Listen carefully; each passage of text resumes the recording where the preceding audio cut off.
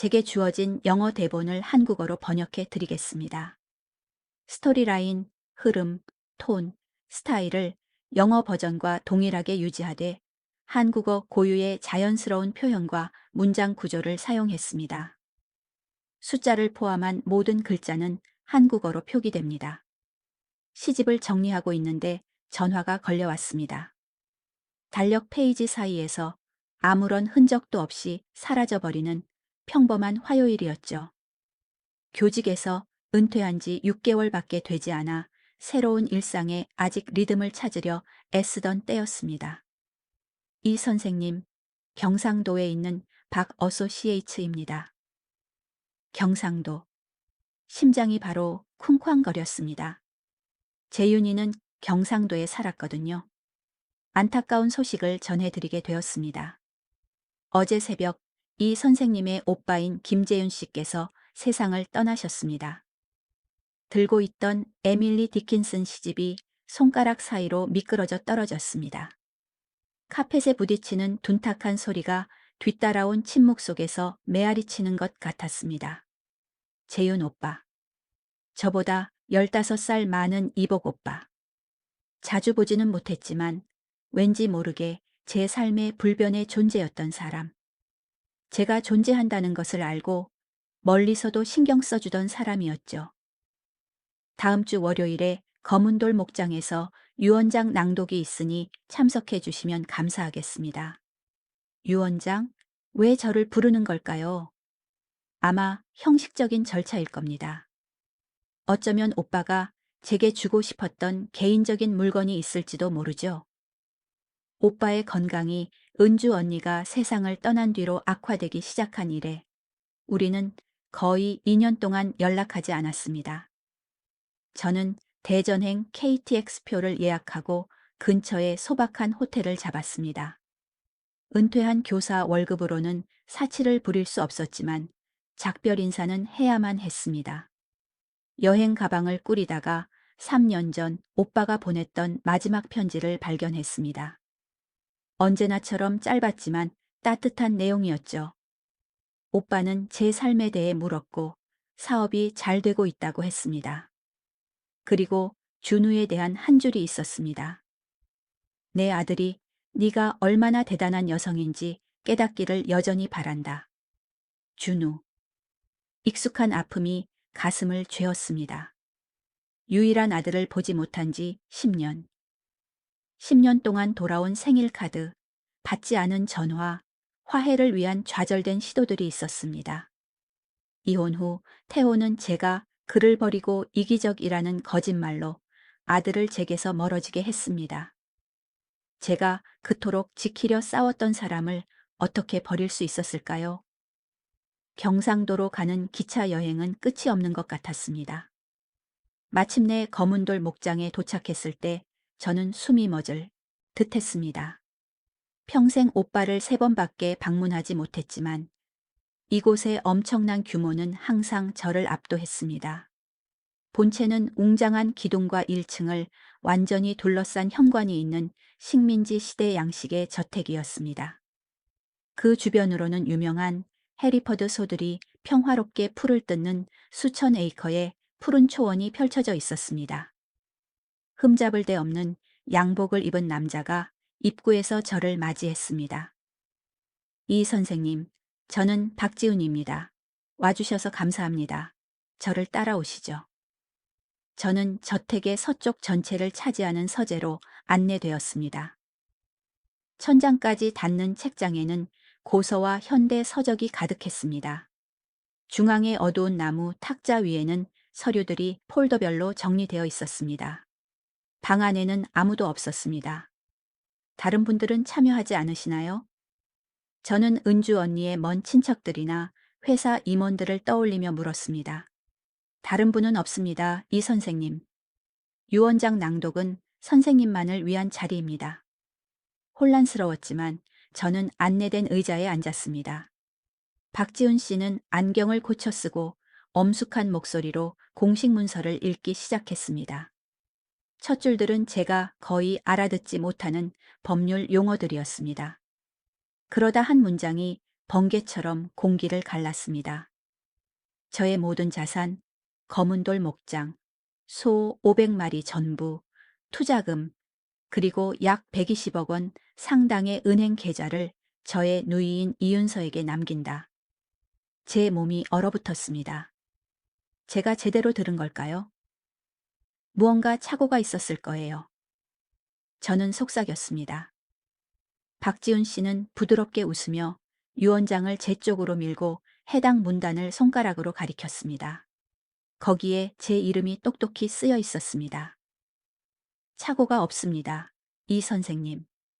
선생님의 오라버니는 아주 분명하셨습니다. 선생님께 보내는 개인적인 편지도 있습니다. 떨리는 손으로 그가 건네준 봉투를 열었습니다.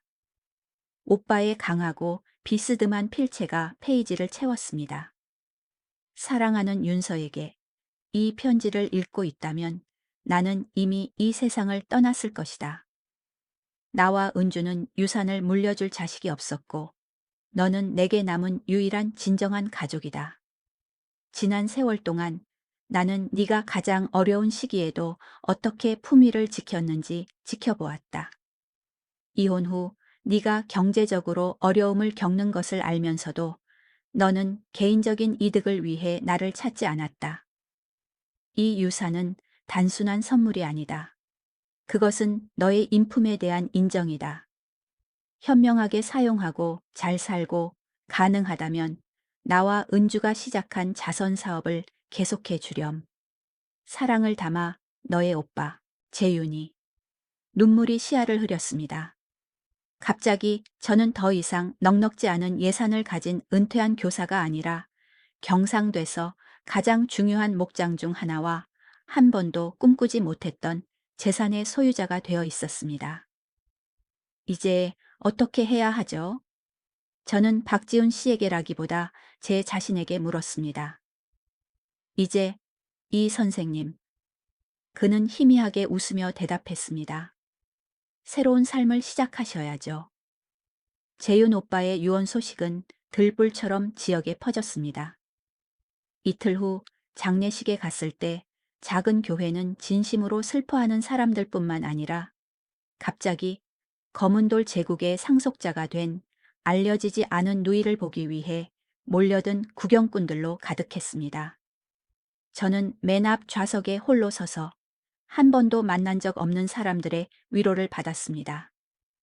그들은 모두 재윤 오빠가 저에 대해 칭찬을 많이 했다고 속삭였습니다. 그랬을까요? 제가 기억하는 오빠는 과묵하고 친절했지만 거리가 있는 사람이었습니다. 그가 이 낯선 사람들과 저에 대해 이야기했다는 생각은 거의 초현실적으로 느껴졌습니다. 장례식이 끝난 후 박지훈 씨는 목장에서 리셉션을 열었습니다.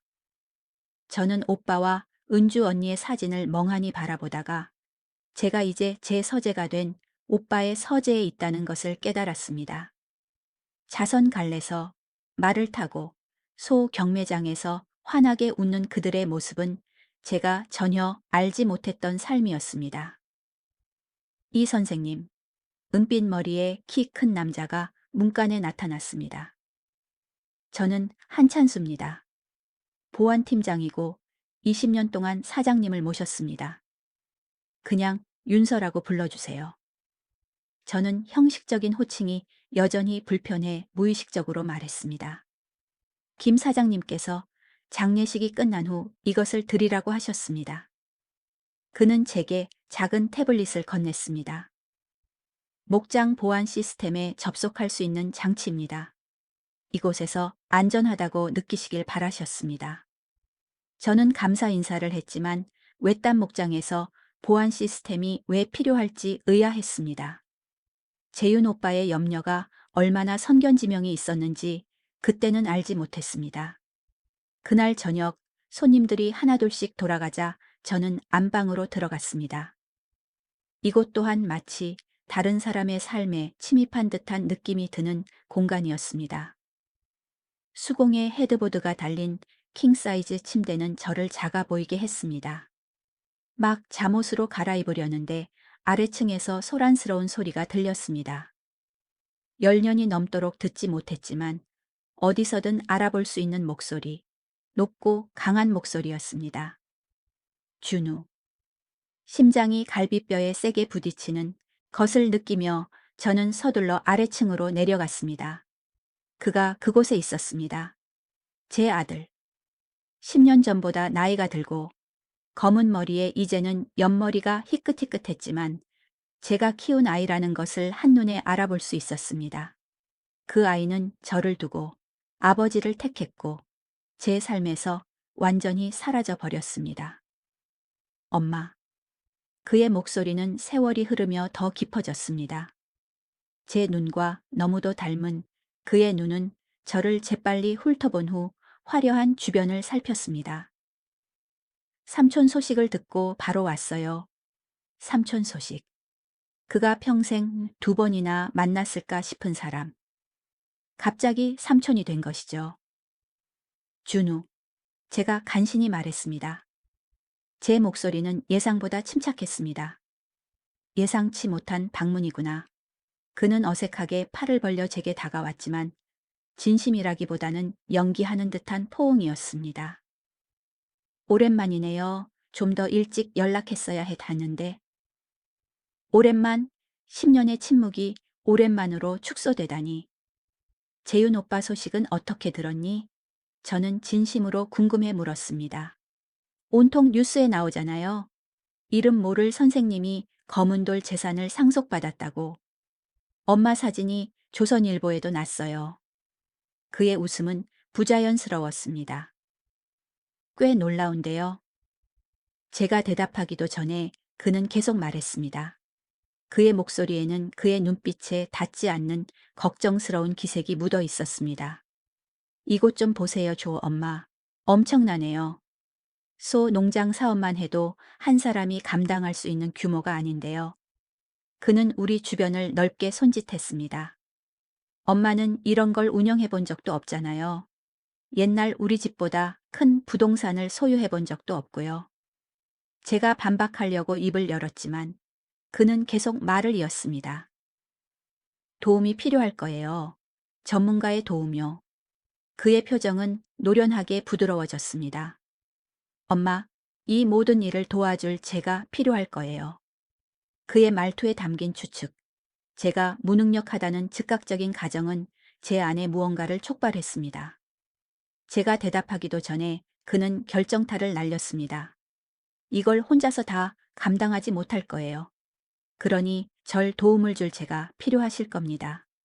마치 10년의 외면 끝에 갑자기 나타난 그에게 제가 고마워해야 한다는 듯 제안이 아닌 선언처럼 말하는 그의 태도에 제 등뼈가 굳어졌습니다. 아주 사려 깊구나, 준우야. 저는 조심스럽게 말을 시작했습니다. 그는 이미 제 말을 끊고 있었습니다. 그가 어떻게 제 짐을 덜어줄 수 있는지, 그리고 그가 이곳을 관리하는 동안 제가 마을의 더 작은 곳에서 더 편안하게 지낼 수 있다고 말했습니다. 제가 대답하려는데 저는 박지훈 씨와 한찬수 씨가 준우의 뒤 문간에 조용히 나타난 것을 알아차렸습니다. 그들의 표정은 중립적이고 전문적이었지만 그들의 존재는 박지훈 씨가 앞서 언급했던 것을 떠올리게 했습니다. 재윤 오빠의 유언에 아직 논의하지 않은 추가 조항들이 있다는 것이었습니다. 준우야. 저는 뜻밖의 힘이 실린 목소리로 말했습니다. 어떤 합의를 논의하기 전에 나는 박지훈 씨와 함께 오빠의 유언장 전체 조항을 다 검토해야 해. 마치 신호라도 받은 듯 박지훈 씨가 가죽 서류 가방을 들고 앞으로 나섰습니다. 이 선생님 말이 맞습니다. 즉각적인 조치가 필요한 몇 가지 특정 조건들이 유언에 명시되어 있습니다. 준우는 두 남자를 그제야 알아보고 몸을 돌렸습니다. 두 분은 누구시죠? 박지훈입니다. 김재윤 사장님의 변호사이고 이쪽은 한찬수 보안팀장입니다. 모안이라는 단어에 준우의 표정에 무언가 놀라움과 함께 피로가 스쳐 지나갔습니다. 아마도 박지훈 씨는 부드럽게 계속했습니다. 이 조항들이 유산에 대한 가족의 참여를 직접적으로 다루고 있으니 우리 모두 서재에 앉아서 함께 검토하는 것이 좋겠습니다. 준우가 본능적으로 두 걸음 뒤로 물러섰을 때 저는 이 귀향이 우리 둘 중 그 누구도 예상하지 못했던 방향으로 흘러가고 있다는 것을 깨달았습니다. 우리 넷이 서재에 있으니 방이 더 작게 느껴졌습니다. 준우는 제 맞은편에 앉았고 박지훈 씨가 서류들을 반질반질한 테이블 위에 체계적으로 정리하는 동안 그의 자신감은 눈에 띄게 줄어들었습니다. 한찬수 씨는 문 옆에 서서 조용하고 위압적인 존재감을 드러냈습니다. 이 선생님, 앞서 말씀드렸듯이 선생님은 오라버니 유산의 유일한 상속인입니다. 박지훈 씨는 차분한 목소리로 말했습니다. 하지만 김 사장님께서는 최근 몇 년 동안 연락이 뜸했던 가족 구성원이 갑자기 유산에 관심을 보일 경우 효력이 발생하는 몇 가지 특정 조건을 포함하셨습니다. 준우는 불편하게 몸을 뒤척였습니다. 저는 그의 눈이 방 안을 이리저리 훑으며 모든 것을 감정인의 계산처럼 살피는 것을 보지 않을 수 없었습니다. 어떤 조건들이죠? 저는 물었습니다. 이미 어느 정도 답을 예상하고 있었지만 말이죠. 박지훈 씨는 봉인된 봉투를 열어 여러 페이지를 꺼냈습니다. 첫째, 이 선생님은 모든 자산을 완벽하게 통제합니다. 어떠한 부동산, 자금 또는 사업 지분도 특히 최근 몇 년 동안 연락이 제한적이었던 가족 구성원에게는 최소 2년의 유예, 기간 없이는 양도될 수 없습니다. 그 의미가 공중에 무겁게 걸려 있었습니다. 준우의 턱이 거의 알아차릴 수 없을 정도로 굳어졌습니다. 이 기간 동안 박지훈 씨는 계속했습니다. 유산 관리에 참여를 원하는 가족 구성원은 오직 이 선생님 본인에 의해 결정되는 바에 따라 사업과 이 선생님의 안녕에 대한 진정한 헌신을 증명해야 합니다. 그는 말을 멈추고 그 단어들이 스며들게 했습니다. 또한 김 사장님께서는 이 선생님께서 사업 운영을 배우시는 동안 직접 보고할 2명의 신뢰하는 관리자를 지정하셨습니다. 그들은 목장에서 15년 이상 근무했으며 성급한 경영 변경을 막도록 명시적으로 지시받았습니다. 준우의 얼굴이 약간 창백해졌습니다. 이런 것들은 가족 상속에 있어서는 드문 제한처럼 보이는데요. 김 사장님께서는 비범한 통찰력을 가지고 계셨습니다. 박지훈 씨는 한치의 흐트러짐도 없이 대답했습니다. 그는 누이의 이익을 보호하는 것을 강력히 믿으셨습니다. 한찬수 씨가 조용히 헛기침을 했습니다. 또한 김 사장님의 지시에 따라 모든 공용 공간에 오디오 및 비디오 모니터링을 포함한 포괄적인 보안 시스템이 설치되었다는 점을 말씀드려야겠군요. 그 의미는 분명했습니다. 지금 여기에서 말해지는 모든 것이 녹음되고 있다는 것이었죠. 준우는 한찬수 씨를 쳐다보고 저를 쳐다보며 그가 계획했던 접근 방식을 분명히 재조정하고 있었습니다. 그는 명백하게 2걸음 뒤로 물러섰고 그의 보디랭귀지는 추측에서 방어적으로 바뀌었습니다. 저는 그냥 엄마를 도우려는 것뿐입니다. 그의 목소리는 억지스러운 진심으로 떨렸습니다. 결국 우리는 가족이잖아요. 가족? 제가 조용히 되물었습니다. 그 단어는 10년 동안 받지 못한 전화와 돌아온 생일 카드의 무게를 짊어지고 있었습니다. 박지훈 씨는 서류 가방에서 마지막 문서를 꺼냈습니다. 이 선생님께서 알아두셔야 할 한 가지가 더 있습니다. 오라버니께서는 진단을 받으신 후 잠재적 이해관계가 있는 모든 사람들에 대한 포괄적인 배경조사를 의뢰하셨습니다. 이 정보는 기밀이지만 혹시라도 누가 유언장의 조건에 이의를 제기할 경우 관련될 중요한 세부 사항들이 포함되어 있다는 점을 알려드리라고 지시하셨습니다.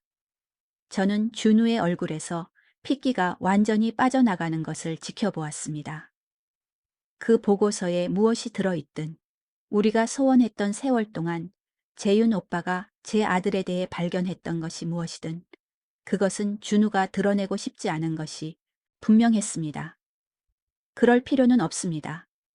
준우가 재빨리 말했습니다. 저는 어떤 것에도 이의를 제기할 의도가 없습니다. 그가 도착한 이후 처음으로 저는 아들을 모성애나 과거의 상처의 렌즈를 통하지 않고 맑은 눈으로 보았습니다.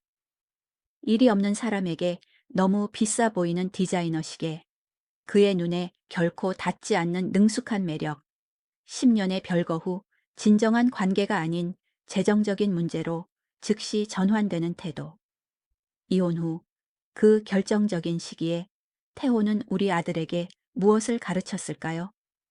지금 제 앞에 서 있는 이 남자를 형성한 가치관은 무엇이었을까요? 준우야. 저는 제가 가진 줄 몰랐던 흔들리지 않는 목소리로 말했습니다. 내 안녕에 대한 내 걱정은 고맙지만 재윤 오빠는 내가 이 책임을 감당하는 것을 배우는 동안 필요한 모든 지원을 보장해 줬단다.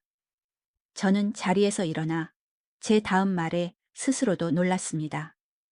이 모든 세월 후에 진정으로 다시 관계를 회복하고 싶다면 사업 파트너나 재정 고문으로서가 아니라 엄마와 아들로서 환영할게. 그 도전은 우리 사이에 걸려 있었습니다.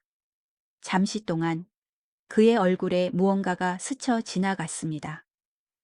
어쩌면 한때 그냥 꽃을 꺾어다 주던 제가 키운 아이의 반짝임일 수도 있지만 그것은 재빨리 사라지고 신중한 계산으로 대체되었습니다. 물론이죠. 그는 마침내 말했습니다. 언제나 가족이 먼저죠. 그 말의 공허함은 서재에 울려 퍼졌습니다. 박지훈 씨와 한찬수 씨는 제가 해석할 수 없는 눈빛을 교환했습니다. 어디에 묻고 있니, 준우야?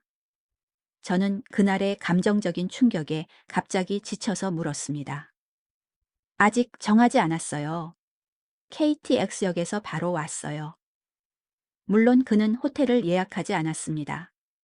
목장 집으로, 재윤 오빠의 제국으로, 제 유산 속으로 그저 들어갈 것이라고 생각했기 때문이죠. 목장에 게스트하우스가 있어. 저는 제 스스로도 놀라며 제안했습니다. 마을에 있는 동안 거기서 지내도 돼. 희망이 그의 얼굴에 스쳤다가 재빨리 태연한 받아들임으로 가려졌습니다. 좋네요. 고마워요. 한찬수 씨가 준우를 게스트하우스로 안내하기 위해 나간 후 박지훈 씨는 저와 함께 남아 있었습니다. 선생님 오라버니는 이 시나리오를 놀라울 정도로 정확하게 예상하셨습니다. 그는 조용히 말했습니다. 저는 의자에 다시 주저앉았고 그날의 무게가 마침내 저를 덮쳤습니다. 오빠가 의뢰한 그 보고서에는 뭐가 있었죠, 박지훈 씨? 변호사는 망설였습니다. 정말 알고 싶으십니까, 이 선생님? 저는 제가 키운 아들, 소원했던 세월, 그리고 재회한 지 몇 분 만에 제 유산을 통제하려고 했던 그 남자에 대해 생각했습니다. 오늘은 아니에요. 저는 결정했습니다. 하지만 가까이 두세요. 조만간 필요할 것 같은 느낌이 듭니다. 창밖으로 이제 제 것이 된 광활한 목장을 바라보며 저는 재윤 오빠가 제게 단순히 재산을 남긴 것이 아니라는 것을 깨달았습니다.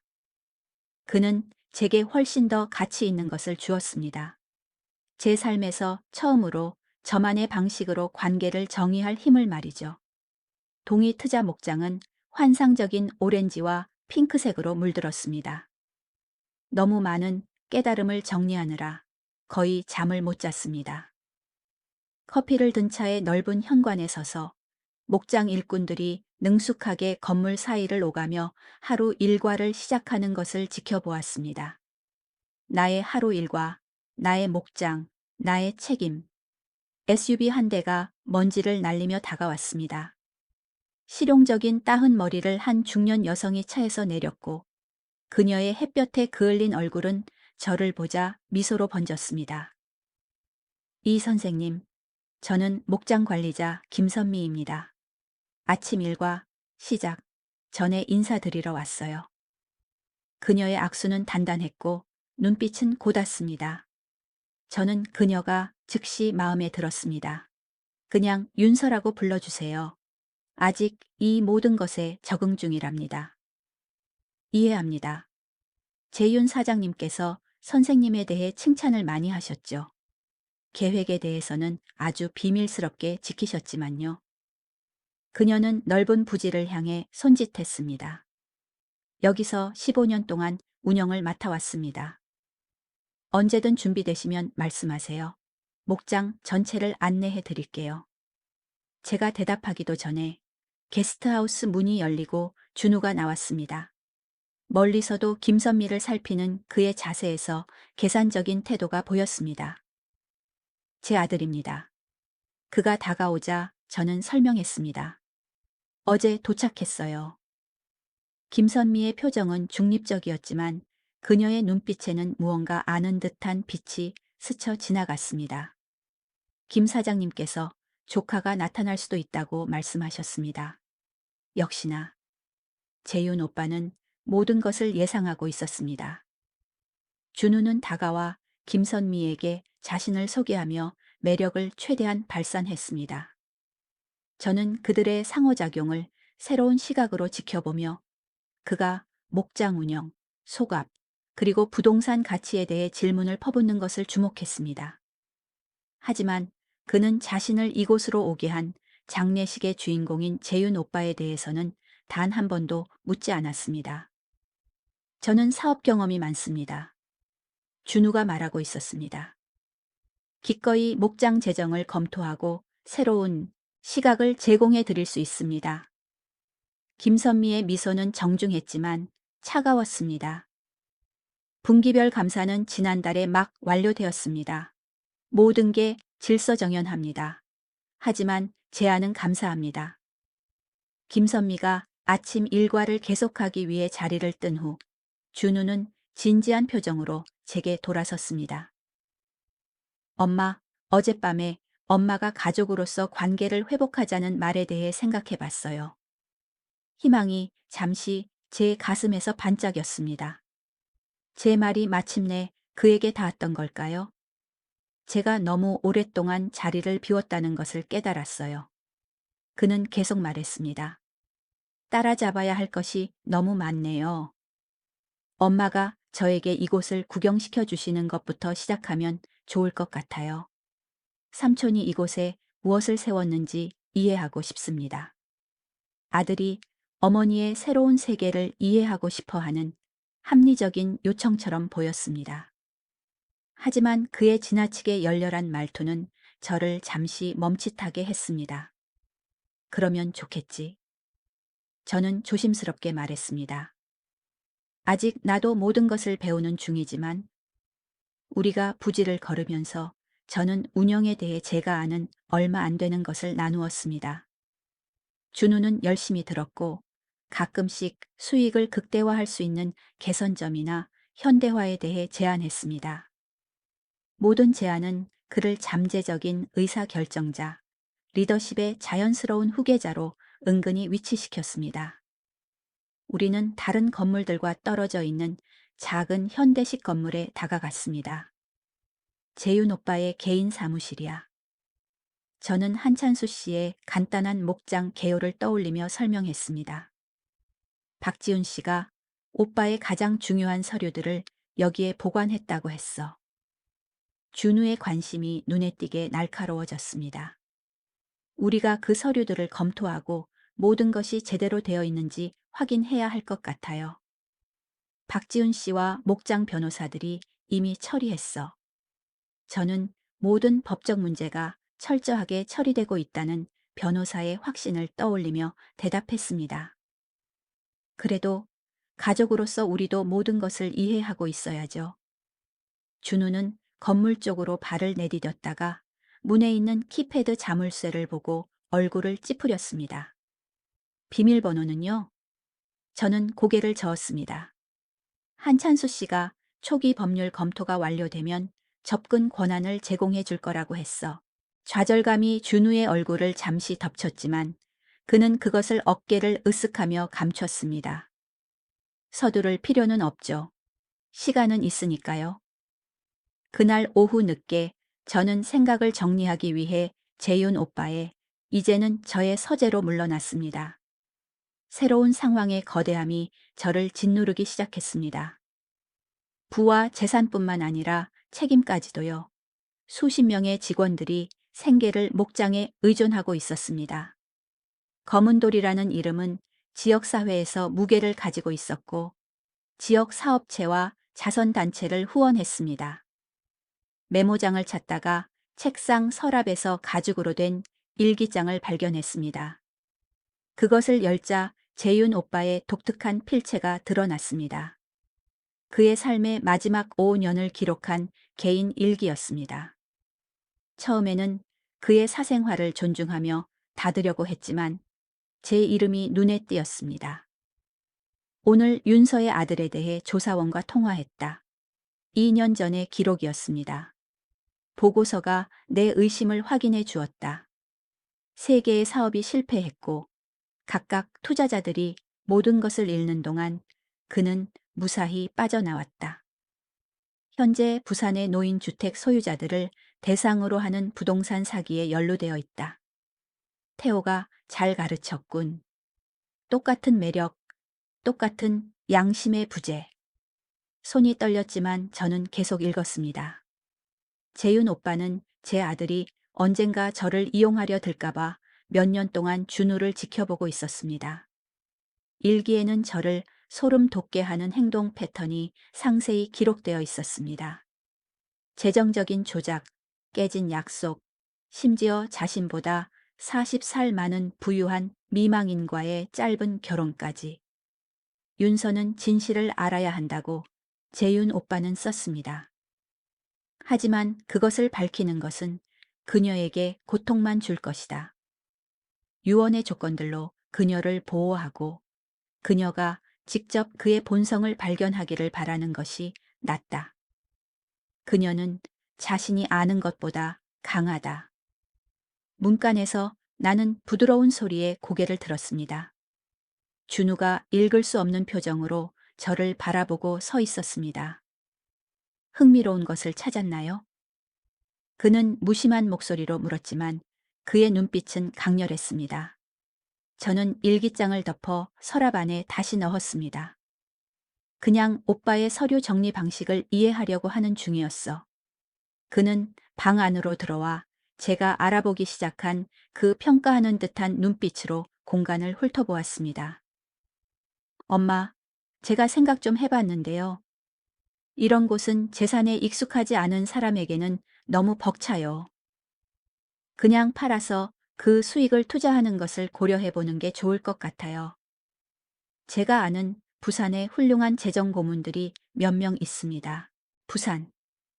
재윤 오빠의 일기에 따르면 준우가 의심스러운 사업들을 남겨둔 곳이었습니다.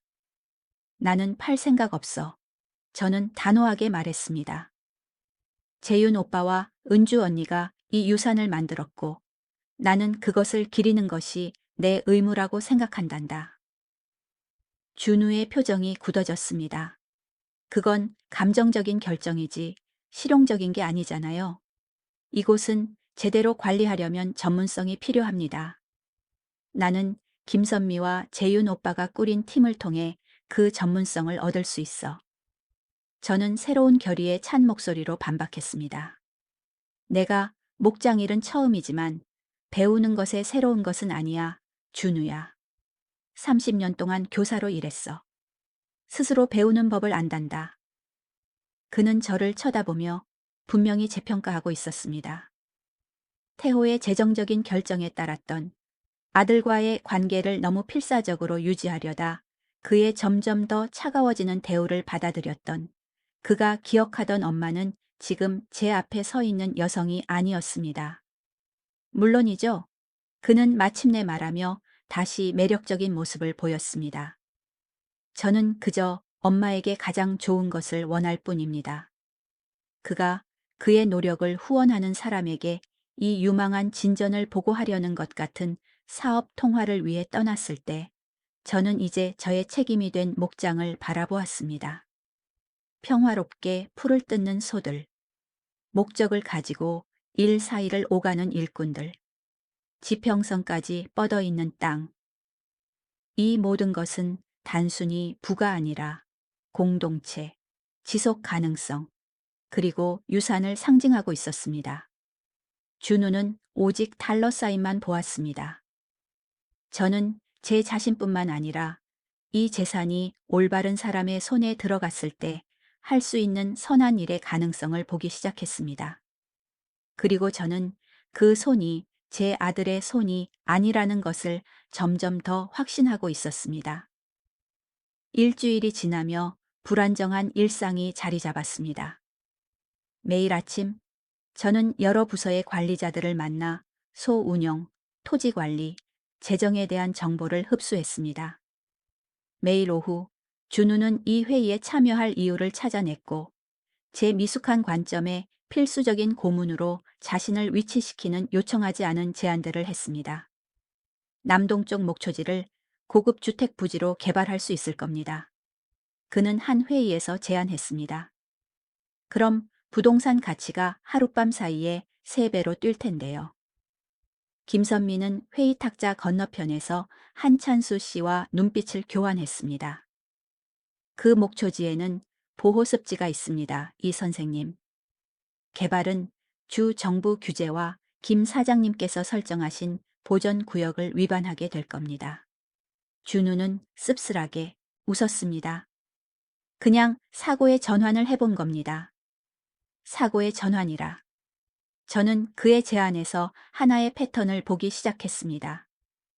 각각의 제안은 재윤 오빠와 은주 언니가 구축한 지속 가능한 인프라를 해체하면서 즉각적인 현금을 창출하려는 것이었습니다.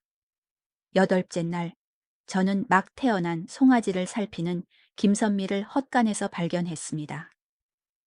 건강한 암송아지네요. 그녀는 동물의 구릿빛 털을 부드럽게 쓰다듬으며 말했습니다. 저희 번식 프로그램의 일부입니다. 재윤 사장님께서 특히 이 혈통을 자랑스러워 하셨죠. 저는 송아지가 어미소에게 코를 비비는 모습을 보며 이 단순한 상호작용에서 뜻밖의 평화를 찾았습니다. 김선미 씨, 개인적인 것을 하나 물어봐도 될까요? 네, 말씀하세요. 제 오빠는 사람으로서 그리고 사장으로서 어떤 사람이었나요? 김선미는 허리를 곧게 펴고 신중하게 대답을 고려했습니다. 공정했죠. 탁월함을 요구했지만 열심히 일하는 것은 인정했습니다. 은주 사모님의 진단 이후에는 유산에 더 집중하게 되셨습니다. 사업의 성공뿐만 아니라 그들이 무엇을 남길 것인지에 대해서요. 그녀는 우리 주변을 손짓했습니다. 이 목장은 67명의 정직원을 고용하고 있습니다. 그들의 가족을 부양하죠. 검은돌 재단은 군병원, 지역 학생들의 장학금, 푸드뱅크에 자금을 지원합니다. 뜻밖의 감정으로 목이 메었습니다. 저는 오빠의 삶에 대해 너무 아는 것이 없었습니다. 그렇지만 사장님은 선생님의 삶에 대해서는 알고 계셨죠. 김선미가 조용히 말했습니다. 선생님의 이혼 이후로는 특히 더요. 선생님과 준우에 대해 걱정하셨습니다. 그리고 준우에 대해 저는 일기장 기록을 떠올리며 덧붙였습니다. 김선미의 표정이 제 의심을 확인해 주었습니다. 김 사장님께서는 선생님 아들의 삶에 있는 특정 영향들에 대해 걱정하셨습니다. 제가 더 캐묻기도 전에 제 전화가 박지훈 씨의 문자 메시지로 울렸습니다. 개인적으로 말씀드릴 것이 있습니다. 오후 3시에 목장으로 가겠습니다. 변호사는 정각에 도착했고 그의 평소 서류 가방을 팔 아래에 끼고 있었습니다. 우리는 문을 단단히 닫은 채 저의 서재의 자리를 잡았습니다. 이제 저는 이곳을 저의 서재라고 생각하기 시작했습니다. 이 선생님, 몇 가지 재정 문제에 대해 알려드리고 싶었습니다. 그는 폴더를 열며 말했습니다. 저희 감사팀이 승인되지 않은 장치에서 목장 개정에 접근하려는 여러 시도를 발견했습니다. 제 속이 울렁거렸습니다. 성공했나요? 아니요. 김 사장님께서 설치하신 보안 프로토콜은 상당히 견고합니다. 하지만 그는 제게 인쇄물을 건넸습니다. 그 시도는 어젯밤 새벽 2시부터 4시 사이에 게스트하우스에서 이루어졌습니다. 제가 잠든 사이에 준우가 계정에 접근하려 한 것이었습니다. 더 있습니다. 박지훈 씨가 다른 문서를 꺼내며 계속했습니다. 어제 소 중개인과 회의하시는 동안 한 팀장이 게스트하우스에 대한 일상적인 보안 점검을 실시했습니다. 이걸 발견했습니다. 사진에는 환풍기 그릴 뒤에 부분적으로 숨겨진 정교한 전자장치가 보였습니다. 녹음 장치입니다. 박지훈 씨가 설명했습니다. 주택의 서재, 즉 이 선생님께서 대부분의 사업 회의를 하시는 곳의 대화를 녹음하기 위해 설치되었습니다. 차가운 분노가 저를 휩쓸었습니다. 준우는 승인 없이 계정에 접근하려 했을 뿐만 아니라 제 개인적인 사업 논의를 염탐하고 있었습니다. 알겠습니다. 저는 제가 느끼는 것보다 더 침착한 목소리로 말했습니다. 제가 선택할 수 있는 방법들은 무엇이죠? 박지훈 씨는 직접적인 대면부터 법적 조치까지 여러 가지 접근법을 설명했습니다. 우리가 대화하는 동안 제 머릿속에 계획이 형성되기 시작했습니다. 준우의 배신에 대한 단순한 반응이 아니라 한꺼번에 여러 걱정들을 해결할 수 있는 선제적인 전략이었습니다. 제 유언장에 몇 가지 변경을 하고 싶습니다. 저는 갑자기 말했습니다. 박지훈 씨는 눈썹을 치켜떴습니다. 벌써요? 상속받으신 지 얼마 되지 않았는데. 바로 그거죠. 이런 중대한 삶의 변화 후에 제가 일을 정리하는 것에 대해 아무도 의문을 제기하지 않을 겁니다. 저는 몸을 앞으로 기울였습니다. 그리고 재단 회의를 잡고 싶습니다. 재윤 오빠와 은주 언니가 중요한 박애주의자였던 것으로 압니다. 맞습니다. 검은돌 재단은 매년 약 20억 원을 다양한 목적에 기부하고 있습니다. 완벽하네요. 조각들이 제자리를 찾아가고 있었습니다. 한 가지 더 있습니다. 저는 덧붙였습니다. 이 집 안에 우리가 완벽하게 사생활을 보장받을 수 있는 방이 있나요?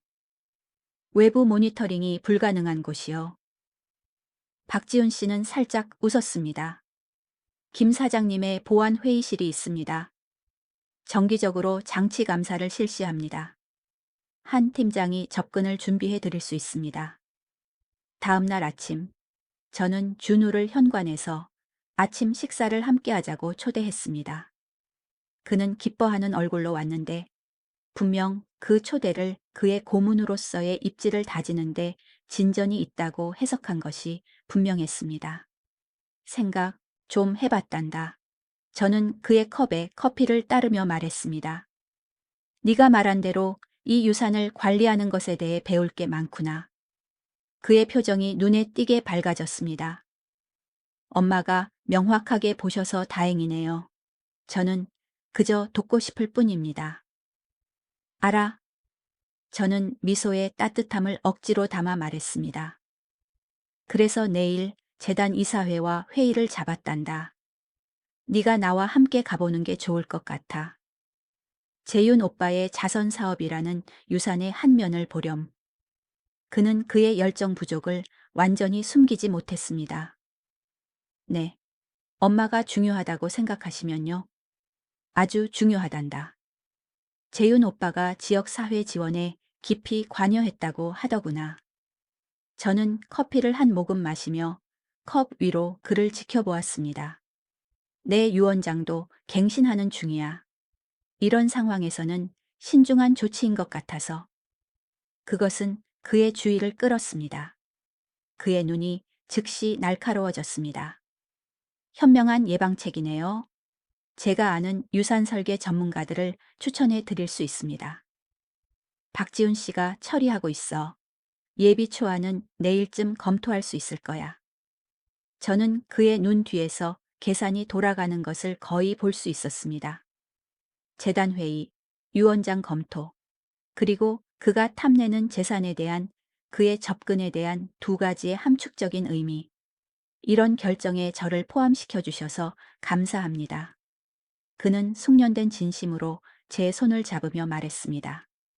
저는 게스트하우스에 숨겨진 녹음 장치, 한밤중에 계정에 접근하려 했던 시도들, 그리고 돈이 방정식에 들어오기 전에 10년간의 침묵을 생각하며 그의 손가락을 부드럽게 쥐었습니다. 물론이지. 저는 저의 연기로 그의 진심에 맞섰습니다. 결국 우리는 가족이니까.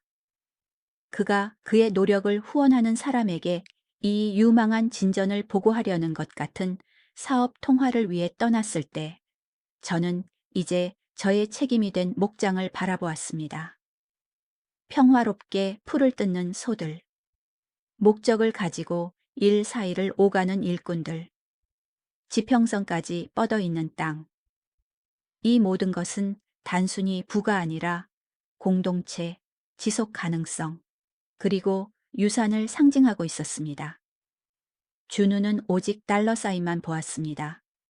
저는 제 자신뿐만 아니라 이 재산이 올바른 사람의 손에 들어갔을 때 할 수 있는 선한 일의 가능성을 보기 시작했습니다. 그리고 저는 그 손이 제 아들의 손이 아니라는 것을 점점 더 확신하고 있었습니다. 밤 12시가 막 넘어서 폭풍이 터졌습니다. 저녁 내내 한국의 하늘을 가로질러 몰려오던 노우뿐만 아니라 준우가 도착한 이후로 끓어오르던 대립이 터져버린 것이었죠. 한찬수 씨의 다급한 노크 소리에 잠에서 깼습니다. 이 선생님, 아셔야 할 상황이 있습니다. 보안실에서 한찬수 씨는 제가 존재조차 몰랐던 카메라들의 실시간 영상을 보여주었습니다. 준우는 분명히 술에 취한 채 재윤 오빠의 개인 사무실에 접근하려 하고 있었습니다. 그가 여러 조합을 시도하는 동안 키패드 잠금 장치는 계속해서 빨간불을 깜빡였습니다. 제가 개입할까요? 한찬수 씨가 물었습니다. 아직은 안 돼. 저는 점점 더 좌절하는 제 아들의 시도를 지켜보며 결정했습니다. 하지만 가까이 계세요. 저는 가운을 걸치고 아래층으로 내려갔습니다.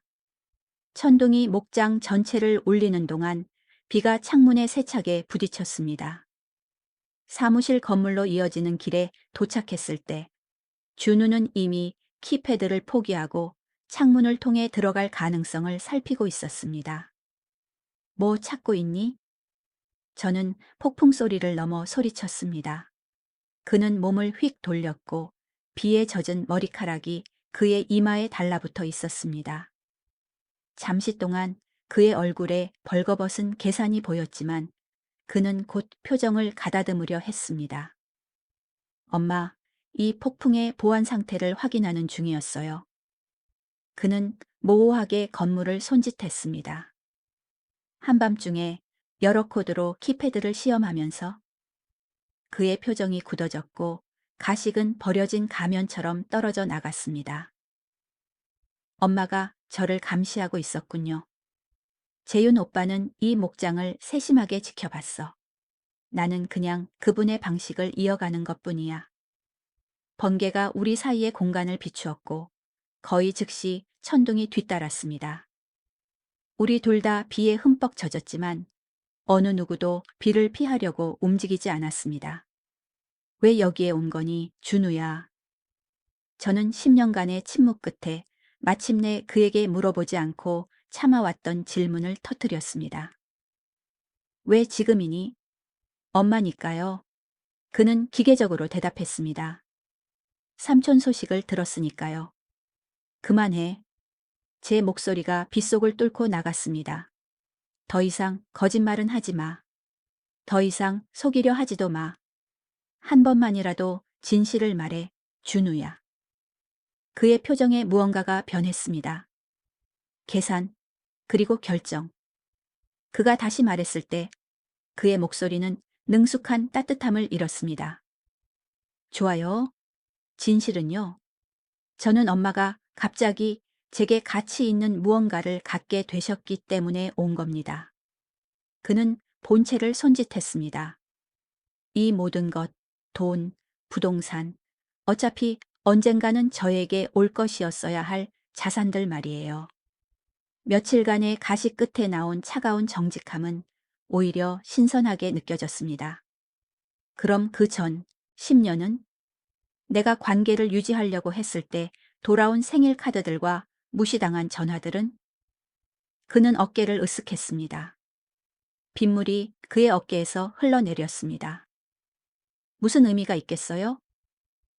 엄마는 제가 필요한 것을 아무것도 가지고 있지 않았는데요. 그 말은 저를 무너뜨렸어야 했습니다. 하지만 이상하게도 그렇지 않았습니다. 아마도 저는 그가 소리내어 확인해 주기 훨씬 전부터 제 마음속으로 이 진실을 이미 받아들였기 때문일 겁니다. 너에게 사람들이 그저 무언가를 줄 수 있을 때만 가치 있다고 네 아버지가 그렇게 가르치셨니? 아빠는 제게 현실적으로 되라고 가르쳤어요. 준우가 반박했습니다. 기회를 알아보고 그것을 잡으라고. 아무런 대가도 없는 감정적인 관계에 시간을 낭비하지 말라고요. 태호의 영향력이 독성 있는 본질로 응축되어 있었습니다. 제 전 남편은 항상 관계보다 거래를 중요시했으며 사람들을 자산이나 장애물로 보았습니다. 이제 그의 세계관은 계산된 멘토링의 세월에 의해 형성된 우리 아들의 입을 통해 말해지고 있었습니다. 그리고 이것은 저는 재윤 오빠의 사무실을 손짓했습니다. 무단 침입하는 것이 현실적인 거니? 재정 기록을 직접 봐야 해요. 그는 모든 가식을 버리고 인정했습니다. 오늘 엄마의 그 유언장 묘기가 엄마가 재산을 아들 대신 낯선 사람들에게 돌리려고 계획하고 있다는 것을 분명히 했어요. 저는 제가 약속한 것을 이행할 수 있다는 확신을 제 투자자들에게 줘야 한단 말입니다. 투자자들이라고? 조각들이 제자리를 찾았습니다. 너는 네가 상속받았다고 가정하고 이미 그것을 담보로 삼았구나. 네가 통제할 수 없는 돈을 기반으로 약속을 만들었지. 그의 침묵은 충분한 확인이었습니다. 얼마나 빚졌니, 준우야. 번개가 다시 번쩍이며 그의 얼굴을 잠깐 스쳐 지나간 절박함을 비추었습니다. 해결책 없이는 부산으로 돌아갈 수 없을 만큼요. 마침내 진실이 나왔습니다. 단순히 기회주의가 아니라 필요성이 그의 갑작스러운 재방문을 이끌었던 것이었습니다. 화해를 구하는 아들이 아니라 결과로부터 도망치는 절박한 남자였습니다. 내가 널 도울 수 있어. 저는 조용히 말했습니다. 목장이나 재단에 대한 통제권이 아니라 내 빚을 갚을 수 있을 만큼만. 희망이 그의 얼굴에 스쳤다가 재빨리 의심으로 대체되었습니다. 그 대가로 뭘 원하세요? 정직함. 그리고 어떤 종류의 관계라도 재건하려는 진정한 노력. 사업 파트너나 조종자와 목표가 아니라 엄마와 아들로서. 그는 빗속에서 저를 응시하며 선택권들을 저울질하고 이점을 계산했습니다. 그가 마침내 말했을 때 그의 목소리에는 제가 한때 알았던 어린 소년의 흔적이 담겨 있었습니다. 불확실하고 무방비 상태였습니다. 저는 더 이상 어떻게 해야 할지 모르겠어요. 나도 마찬가지야. 저는 인정했습니다. 하지만 우리는 노력해 볼 수 있어. 잠시 동안 그의 얼굴에 진정한 감정 같은 것이 스쳐 지나갔습니다. 한때 그냥 야생화를 꺾어다 주던 제가 키웠던 아이의 모습이요. 하지만 그것은 재빨리 사라지고 그의 표정은 다시 굳어졌습니다. 만약 제가 엄마의 조건을 원하지 않는다면요? 제가 유언의 이의를 제기하고 엄마의 유일한 자식으로서 법적 주장을 한다면요? 그렇다면 너는 재윤 오빠가 부산에서의 네 활동들에 대한 광범위한 증거를 남겨두었다는 것을 알아야 해. 투자 사기, 노인 피해자들, 그 모든 것. 저는 이 카드를 사용하고 싶지 않았지만 그는 제게 선택의 여지를 남기지 않았습니다. 한 팀장은 이미 예방책으로 관련 당국에 복사본을 제공했단다. 준우는 완전히 멈춰 섰습니다. 블러핑이죠. 내가 그럴까? 네 아버지는 너에게 현실을 가르쳤지. 내 오빠는 나에게 보호를 가르쳤단다. 저는 제 목소리를 부드럽게 했습니다. 이렇게 끝나지 않아도 돼, 준우야. 우리에게는 선택권이 있어. 비는 우리 사이에 계속 내렸습니다. 10년의 거리감이 폭풍우에 휩쓸린 몇 미터의 어둠으로 압축되었습니다. 그가 마침내 대답했을 때 그의 목소리는 냉정한 종결을 담고 있었습니다. 엄마는 변했네요. 그래, 저는 인정했습니다. 변했단다. 그는 다른 말 없이 몸을 돌려 게스트하우스로 걸어갔습니다. 저는 그가 떠나는 것을 지켜보았습니다. 모성애적인 슬픔의 무게와 함께 제가 마침내 환상이나 절박한 희망에 의해 물들지 않은 채 제 아들을 명확하게 보았다는 확신이 균형을 이루었습니다. 한찬수 씨가 그림자에서 나타났습니다. 괜찮으십니까, 이 선생님? 아니요. 저는 인정했습니다. 하지만 괜찮아질 겁니다. 아침에 게스트하우스는 비어 있었습니다. 준우는 새벽에 그가 가져온 것만 가지고 떠났습니다. 쪽지도 작별 인사도 없이 그냥 부재만 남았습니다. 10년 동안 우리 관계를 정의했던 바로 그 상태였습니다. 오후 중반에 박지훈 씨에게 전화가 왔습니다. KTX 보안팀에서 그가 부산행 고속열차에 탑승한 것을 확인했습니다. 계속 그의 행적을 추적할까요? 아니요. 저는 결정했습니다. 그는 자신의 선택을 했습니다. 전화를 끊고 저는 봉관복도에 걸려있는 재윤 오빠와 은주 언니의 초상화 앞에 서 있었습니다. 그들의 표정은 진지했지만 친절했고 그들의 손은 조용한 연대 속에서 맞잡고 있었습니다. 이제 알겠어요. 저는 그들의 그림에게 말했습니다. 왜 저에게 모든 것을 남기셨는지. 제가 가족이기 때문만이 아니라 제가 소중한 것을 지킬 것이라는 것을 아셨기 때문이라는 것을요. 바깥에서 목장은 그 리듬을 계속했습니다. 소들은 목장 사이로 옮겨지고 장비는 수리되고 삶은 계속 앞으로 나아갔습니다. 이제 모든 것이 저의 삶이고 예상치 못한 책임과 가능성으로 가득한 삶이었습니다. 부를 위해 돌아왔던 아들은 진정한 관계의 댁에 직면하자 떠나버렸습니다. 그 현실의 아픔은 남아있겠지만 더 이상 저를 규정하지는 않았습니다. 대신 저는 제가 잃은 것이 아니라 제게 맡겨진 유산으로 무엇을 만들 수 있을지에 대해 생각하며 앞을 내다보고 있었습니다.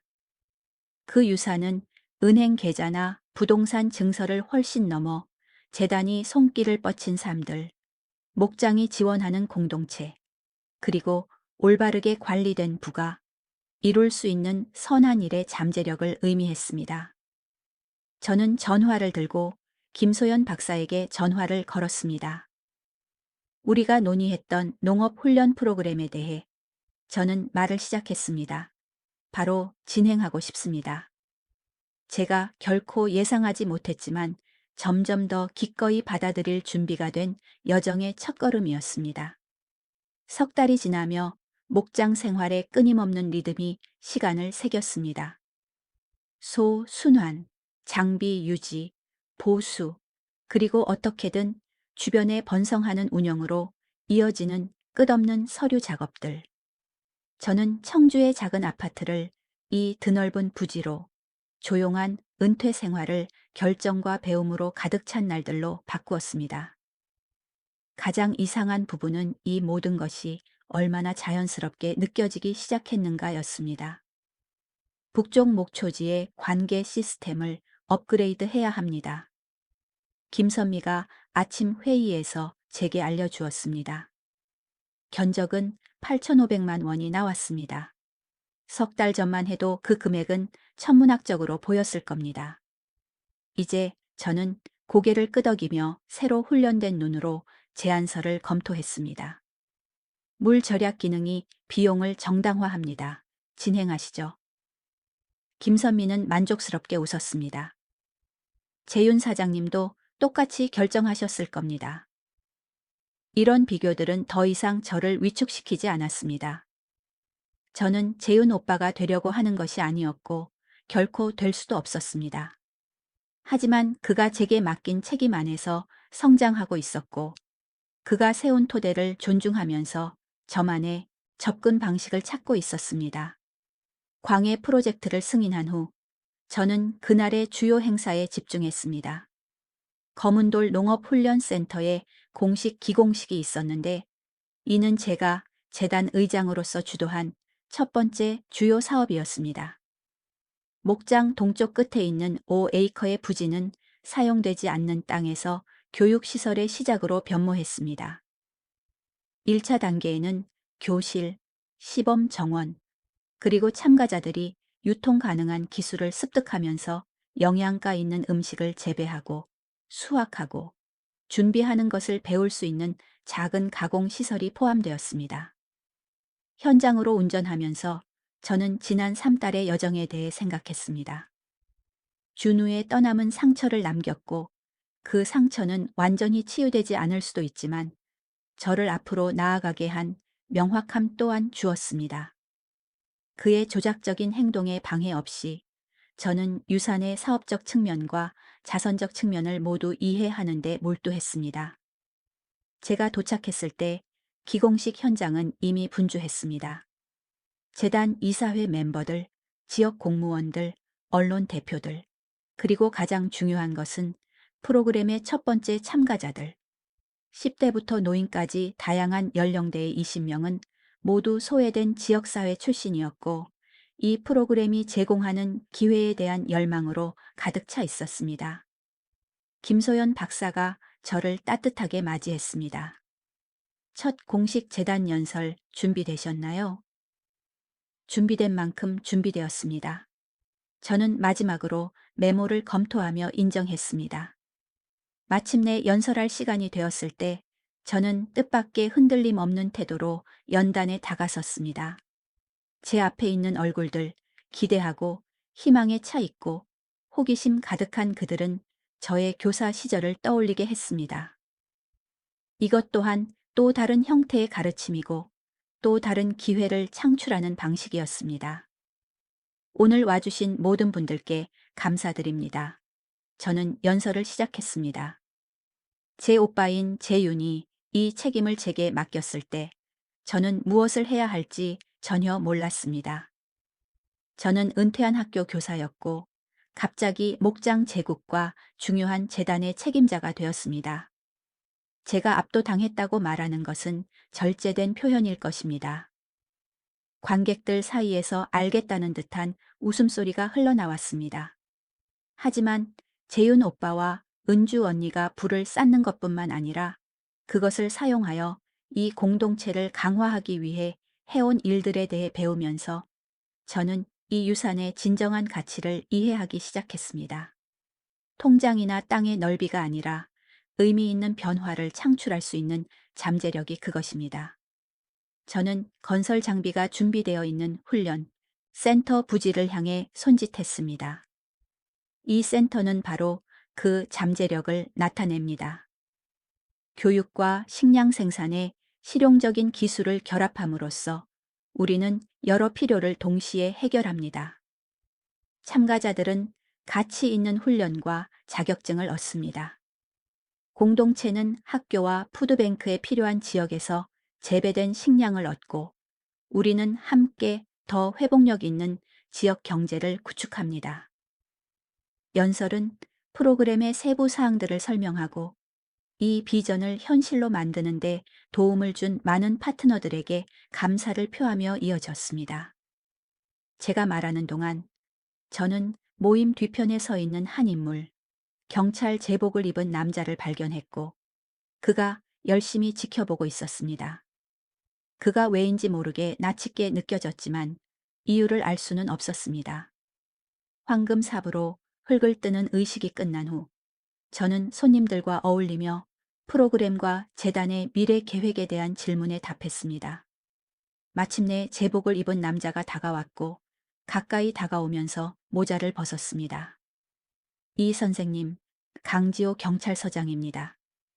공식적으로 뵌 적은 없지만 선생님의 오라버니와 여러 지역사회 사업에서 함께 일했습니다.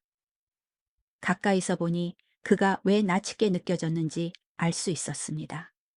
그의 태도에 재윤 오빠와 같은 그 조용한 권위가 있었습니다. 강 서장님, 오늘 와주셔서 감사합니다. 인상적인 프로젝트네요. 그는 건설 현장을 향해 손짓했습니다. 하지만 놀랍지는 않습니다. 재윤 사장님께서 항상 선생님에 대해 칭찬을 많이 하셨죠. 다른 사람들이 놓치는 곳에서 잠재력을 보는 선생님의 교사의 마음을 가졌다고 하셨습니다. 그 말에 저는 당황했습니다. 그분이 그렇게 말씀하셨다고요? 우리가 그렇게 드물게 만났는데도요? 거리가 항상 단절을 의미하지는 않습니다, 이 선생님. 그는 선생님의 교사 수상 경력, 학생들의 성공담을 계속 주시했습니다. 자신의 여동생을 매우 자랑스러워했지만 감정을 드러내는 분은 아니었죠. 따뜻한 무언가가 제 가슴에서 피어났습니다. 제가 청주에서 소박한 삶을 살고 있는 동안 제 오빠는 멀리서 지켜보며 재정적 성공과는 전혀 상관없는 제 일의 가치를 보고 있었다는 것을 깨달았습니다. 그분을 살아생전에 더 잘 알았더라면 좋았을 텐데요. 저는 인정했습니다. 선생님만의 방식으로 그분의 유산을 이어가고 계십니다. 경찰서장이 말했습니다. 그것 또한 아는 한 형태죠. 기공식이 끝난 후 저는 경찰서장의 말들을 여전히 곱씹으며 본체로 돌아왔습니다. 이제 완전히 저의 것이 된 서재에서 저는 제 취향에 맞게 재정비한 서재에서 저는 다시 한번 재윤 오빠의 일기장을 펼쳤습니다. 이번에는 준우에 대한 정보가 아니라 저에 대한 오빠의 생각을 엿보기 위해서였습니다. 윤서가 또 다른 교사상을 받았다. 5년 전의 기록이었습니다. 과학영재학교 프로그램으로 지역적인 인정을 받았다. 언제나 조용히 성과를 내며 소리 없이 변화를 만든다. 어머니를 그런 면에서 닮았다. 다른 기록은 제 이혼 직후의 것이었습니다. 태호가 계속해서 아이를 그녀에게서 떼어내고 있다. 지켜보기 고통스럽다. 개입을 고려했지만 윤서가 직접 헤쳐나가야 한다. 비록 그녀가 아직 깨닫지 못할 수도 있지만 힘은 그 안에 있다. 그리고 가장 가슴 아픈 것은 그의 마지막 해에 쓴 기록이었습니다. 오늘 유언에 대한 결정을 내렸다. 은주도 전적으로 동의한다. 윤서는 올바른 선택이다. 그녀가 돈을 필요로 하기 때문이 아니라 돈이 그녀의 시각을 필요로 하기 때문이다. 우리가 쌓은 것은 축적을 넘어 목적에 봉사해야 한다. 그녀는 그것을 본능적으로 이해하고 진정으로 중요한 것을 가치 있게 여긴다. 이 사회는 처음에는 저항하겠지만 시간이 지나면 그들도 그것을 알아볼 것이다. 제가 일기장을 덮자 눈물이 시야를 흐렸습니다. 우리가 소원했던 이 모든 세월 동안 오빠는 저를 지켜보고 평가했으며 궁극적으로 그가 가장 소중히 여겼던 모든 것을 제게 맡겼습니다. 자선적인 동정이 아니라 그가 진정으로 믿었던 사람이 그의 유산을 기리고 확장할 것이라는 믿음 때문이었습니다.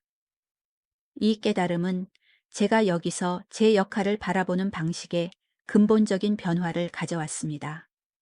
예상치 못한 짐을 관리하려 애쓰는 우연한 상속인이 아니라 제가 소유하고 있었지만 결코 스스로 완전히 가치 있게 여기지 않았던 자질들 때문에 특별히 선택된 소중한 것의 관리자였습니다. 그날 저녁, 저는 목장집 현관에 앉아 석양이 하늘을 눈부신 오렌지와 핑크색으로 물들이는 것을 지켜보았습니다. 목장 일꾼들은 먼 목장에서 돌아오고 있었고 SUV와 봉고차가 진입로를 따라 작은 먼지 구름을 일으켰습니다. 멀리서는 소들이 황금빛 풍경을 배경으로 어두운 그림자처럼 움직이고 있었습니다. 이제 저의 땅, 저의 책임, 풍요로부터 의미를 창조할 저의 기회였습니다. 주머니 속의 전화기가 진동했습니다.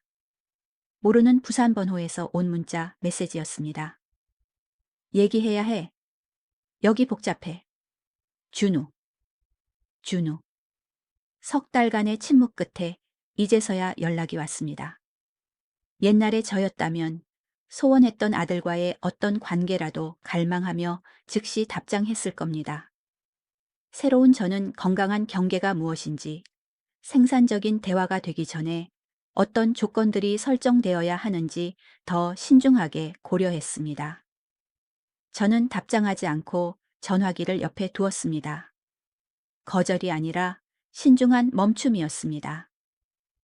조작이 실패했을 때 떠나버렸던 아들과 어떻게, 그리고 다시 관계를 맺을지 결정하는 것은 내일도 충분히 늦지 않았습니다. 오늘 밤은 불확실한 상속인에서 목적 있는 관리자로의 저 자신의 변화에서 제가 얼마나 멀리 왔는지 감사하는 밤이었습니다. 한국의 별들이 하나씩 나타나며 땅을 어둠이 감쌌고 각각의 작은 빛은 광활함 속의 가능성을 상기시켰습니다. 저는 깊게 숨을 들이쉬었고 예상치 못한 만족감과 제가 있어야 할 곳에 정확히 있다는 조용한 확신으로 가득 찼습니다. 부산 경찰청에 그 주소에 대한 그의 기록이 지난 한 달 동안 없습니다. 한찬수 씨가 수첩을 닫으며 보고했습니다. 집주인은 그가 월세 3개월을 미납한 채 떠났다고 합니다. 준우의 문자 메시지 이후로 6개월이 지났습니다. 전화로 이야기하되 명확한 계획 없이 재정적인 지원은 하지 않겠다는 저의 신중한 답장은 침묵으로 이어졌습니다. 이제 모든 것에도 불구하고 걱정이 되어 저는 한찬수 씨에게 제 아들의 행방을 조심스럽게 확인해 달라고 부탁했었습니다. 그의 마지막으로 알려진 고용주도 그를 보지 못했다고 합니다.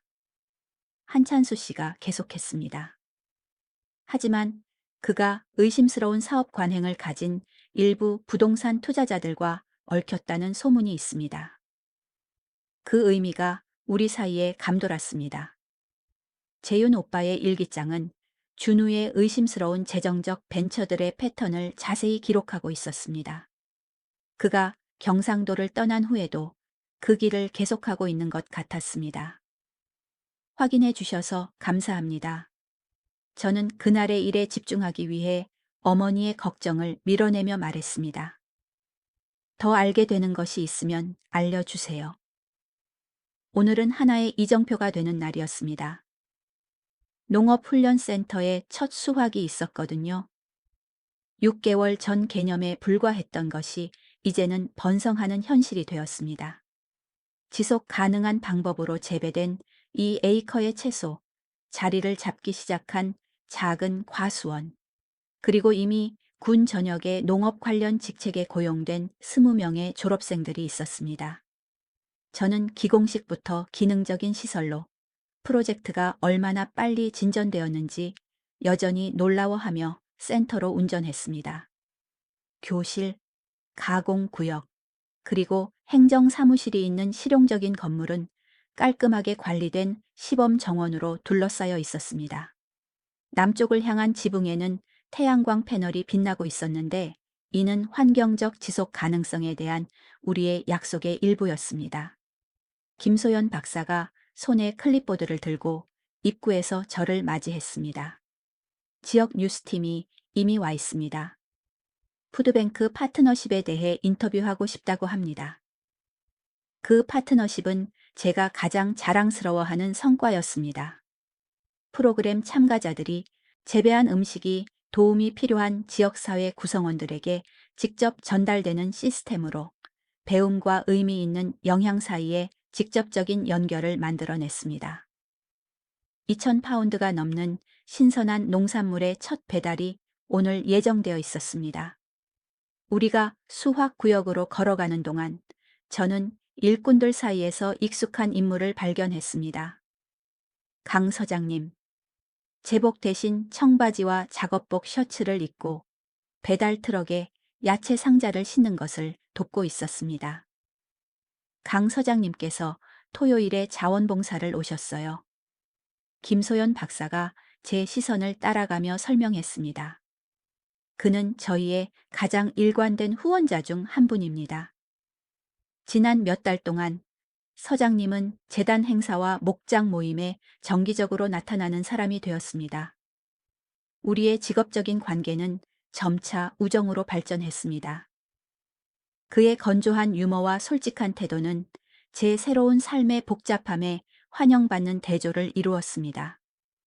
공동체에 대한 그의 통찰력은 재단의 우선순위를 형성하는 데 도움이 되었고, 재윤 오빠에 대한 그의 이야기는 제가 아니었다면 결코 알지 못했을 오빠의 모습을 엿보게 해 주었습니다. TV 인터뷰를 마친 후 연습이 늘었음에도 여전히 불편한 경험이었지만 저는 수학 자원봉사자들과 합류했습니다. 회의와 서류 작업으로 가득 찬 날들 후에 손톱 밑에 묻은 흙과 가시적인 결과는 깊은 만족감을 주었습니다. 첫 수확치고는 인상적인 수확량이네요. 마이클이 제가 따고 있던 토마토를 담을 빈 상자를 들고 제 옆에 나타나며 말했습니다. 재윤 사장님이 기뻐하셨을 겁니다. 그럴 것 같아요. 저는 동의했습니다. 아직 이 모든 것에 대해 저만의 방식을 찾는 중이지만요.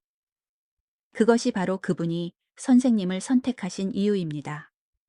마이클은 오빠의 결정에 대한 우리의 계속되는 대화를 이어가며 말했습니다. 그분은 현 상태를 유지할 판박이를 원한 게 아니었어요. 새로운 관점을 가져올 사람을 원했죠. 우리가 나란히 일하는 동안 저는 준우에 대한 제 걱정들을 털어놓았습니다. 수수께끼 같은 문자, 뒤은 침묵, 한찬수 씨의 걱정스러운 보고서. 복잡한 상황이네요. 마이클이 인정했습니다. 부모의 사랑은 아이가 잘못된 선택을 한다고 해서 단순히 사라지지 않죠. 이혼할 때나 그 후에 제가 더 할 수 있었던 일이 있었는지 계속 궁금해요. 태호의 영향력이 그를 그렇게 완전히 형성하는 것을 막을 수 있는 방법이요. 마이클은 토마토를 상자에 담으며 이 말을 곰곰이 생각했습니다. 제 큰아들도 저와 아무 관계를 맺고 싶어 하지 않는 시기를 겪었어요. 상황은 다르지만 부모의 조작보다는 10대 반항이었지만 거절의 고통은 똑같았죠. 어떻게 대처하셨나요? 저는 그가 거의 자원해서 말하지 않는 그의 사생활을 엿보는 것이 궁금해 물었습니다. 항상 문을 열어두고 명확한 경계를 유지했어요. 그의 행동이 받아들일 수 없을 때도 사랑은 변함없다는 것을 알려줬죠. 그는 살짝 어깨를 으쓱했습니다. 결국 그는 다시 제게 돌아왔어요. 전과는 다른 관계지만 나름대로 단단한 관계입니다. 그의 말은 쉬운 안심 대신 관점을 제공했습니다. 바로 제가 필요했던 것이었습니다. 수학은 오전 내내 계속되었고 프로그램 참가자들, 재단 이사회 멤버들, 그리고 자원봉사자들이 센터의 첫 작물로 준비된 음식을 나누는 공동체 점심 식사로 절정에 달했습니다. 그늘진 나무 아래 긴 테이블에 앉아 완전히 다른 배경을 가진 사람들이 함께 밥을 먹는 단순한 행위를 통해 연결되었습니다. 저는 이것이 재윤 오빠와 은주 언니의 진정한 유산이라는 것을 깨달았습니다.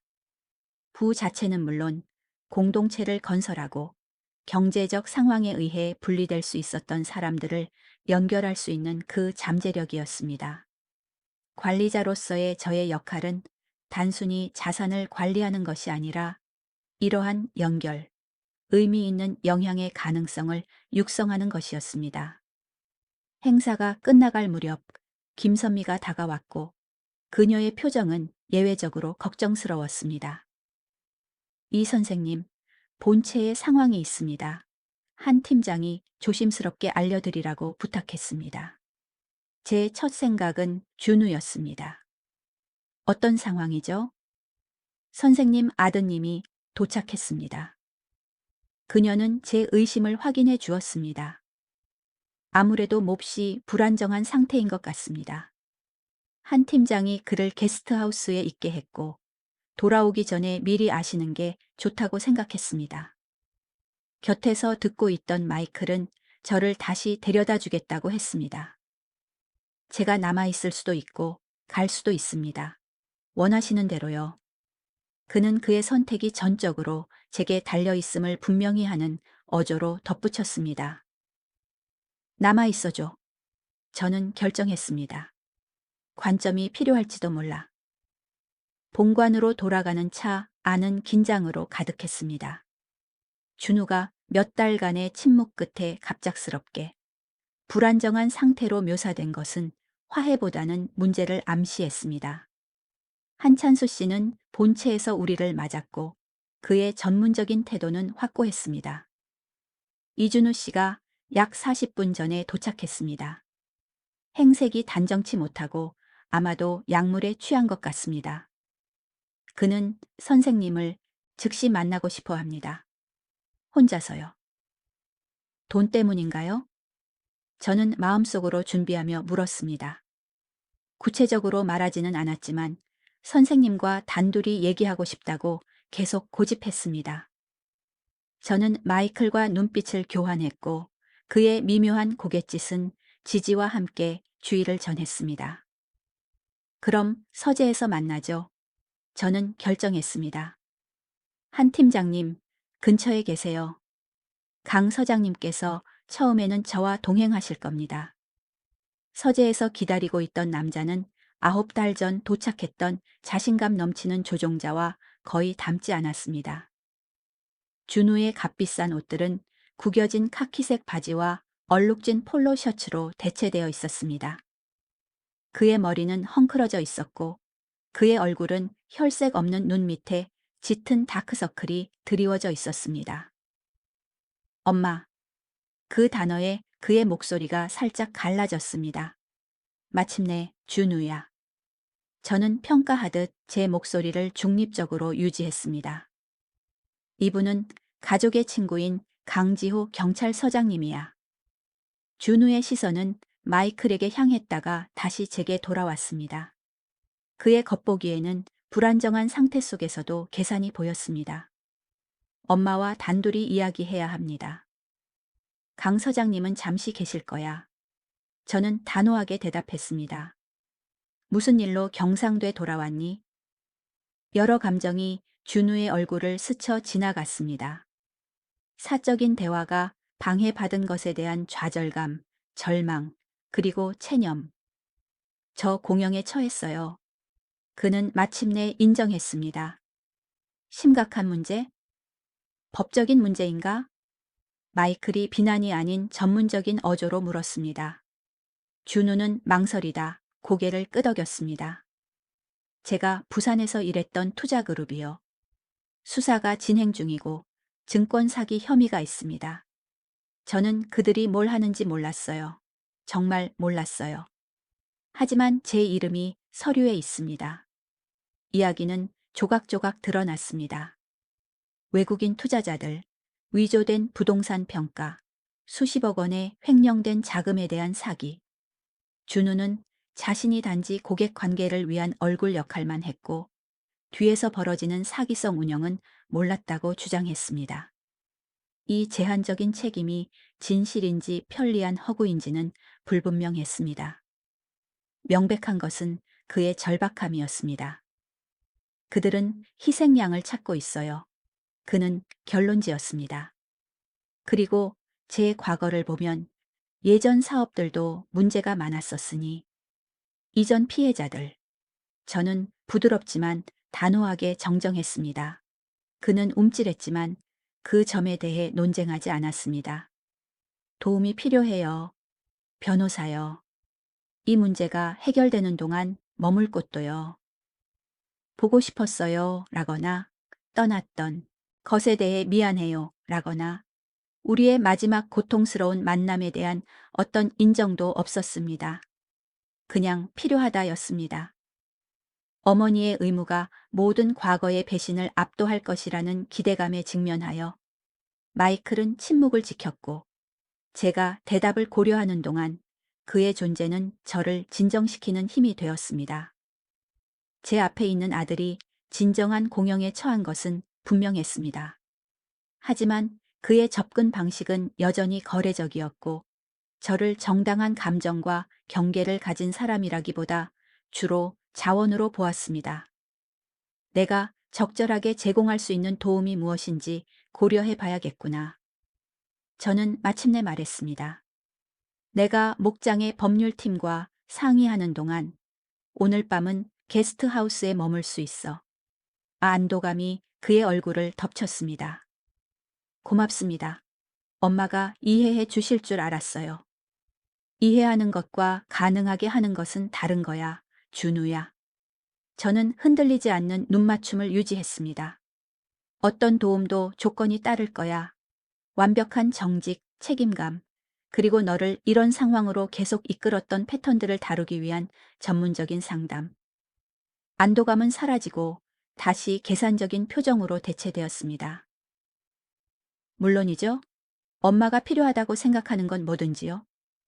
그가 한찬수 씨와 함께 게스트하우스로 돌아가기 위해 떠난 후 마이클은 우리가 단둘이 될 때까지 기다렸다가 말했습니다.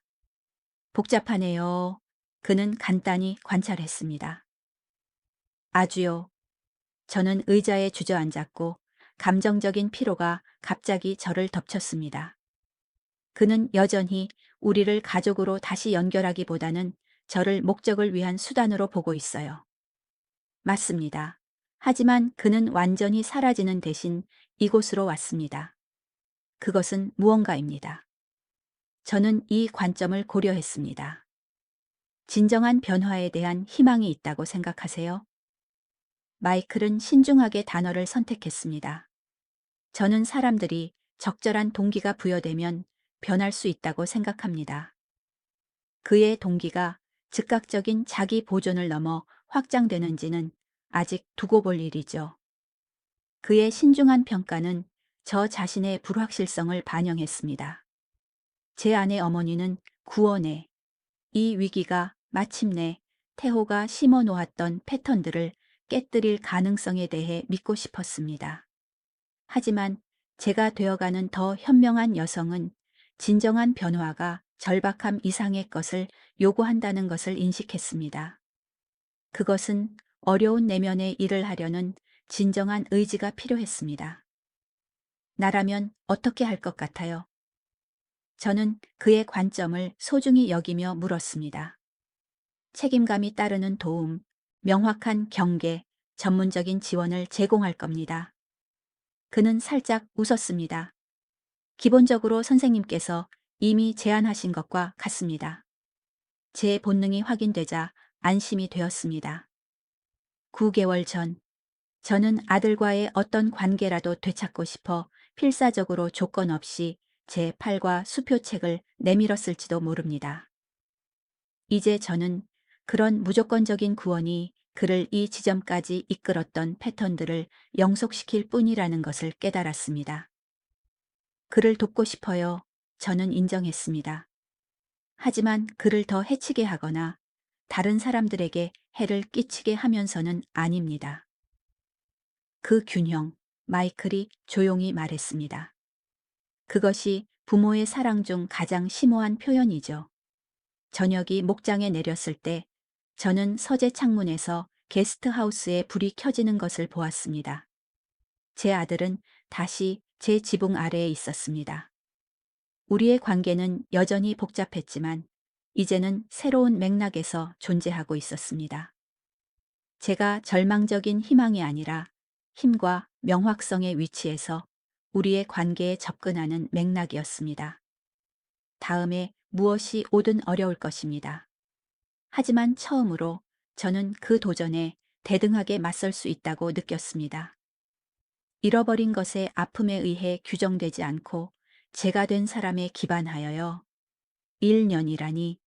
김선미가 변모된 목장 사무실을 둘러보며 감탄했습니다.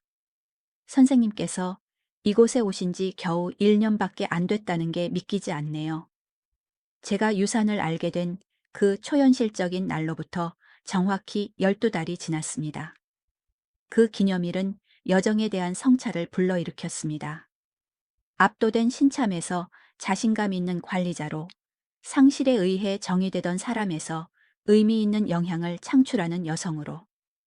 때로는 제가 항상 여기 있었던 것 같아요. 저는 인정했습니다. 또 때로는 여전히 발판을 찾고 있는 것 같고요. 선생님은 1년 만에 대부분의 사람들이 5년 안에 이룰 것을 해냈습니다. 김선미가 반박했습니다. 훈련센터, 확장된 재단 프로그램, 새로운 번식 계획까지. 그녀의 말은 틀리지 않았습니다. 농업센터는 이제 매년 60명의 참가자에게 기술 훈련을 제공하며 3개의 군 푸드뱅크에 신선한 농산물을 공급했습니다. 재단은 책임 있는 재정 관리를 유지하면서도 연간 기부금을 30% 늘렸습니다. 목장 자체도 제가 김선미의 지도를 받아 개발한 균형 잡힌 접근법 아래 번성하고 있었고, 전통을 존중하면서도 지속 가능한 혁신을 수용했습니다. 하지만 가장 중요한 변화들은 스프레드시트나 연간 보고서에 눈에 띄게 나타나지 않았습니다. 그것들은 제가 결정을 내릴 때 느끼는 커져가는 자신감, 제가 공동체 내에서 구축한 관계, 그리고 매일을 의미로 채우는 목적의식 안에 존재했습니다. 그리고 아마도 가장 놀라운 것은 제 아들과의 관계를 조심스럽게 재건하고 있다는 점이었습니다. 준우의 귀환은 우리 둘 중 누구도 상상하지 못했던 즉각적인 화해는 아니었지만 분명 전환점이 되었습니다. 그가 직면한 법적 문제들은 상당히 심각하여 박지훈 씨의 상당한 전문성도 증권법 전문가들의 보충을 요구했습니다. 저는 조건부 지원을 제공했습니다. 직접적인 자금이 아닌 특별 신탁을 통한 변호사 비용 지급, 게스트하우스에서의 임시 거주, 그리고 그를 현재 상황으로 이끈 패턴들을 다루기 위한 재정 상담과 심리 치료의 의무적인 참여였습니다. 처음에는 준우가 이 요구 사항들에, 특히 치료 부분에 대해 반발했지만 제한된 대안과 늘어나는 법적 압력에 직면하여 마지못해 동의했습니다.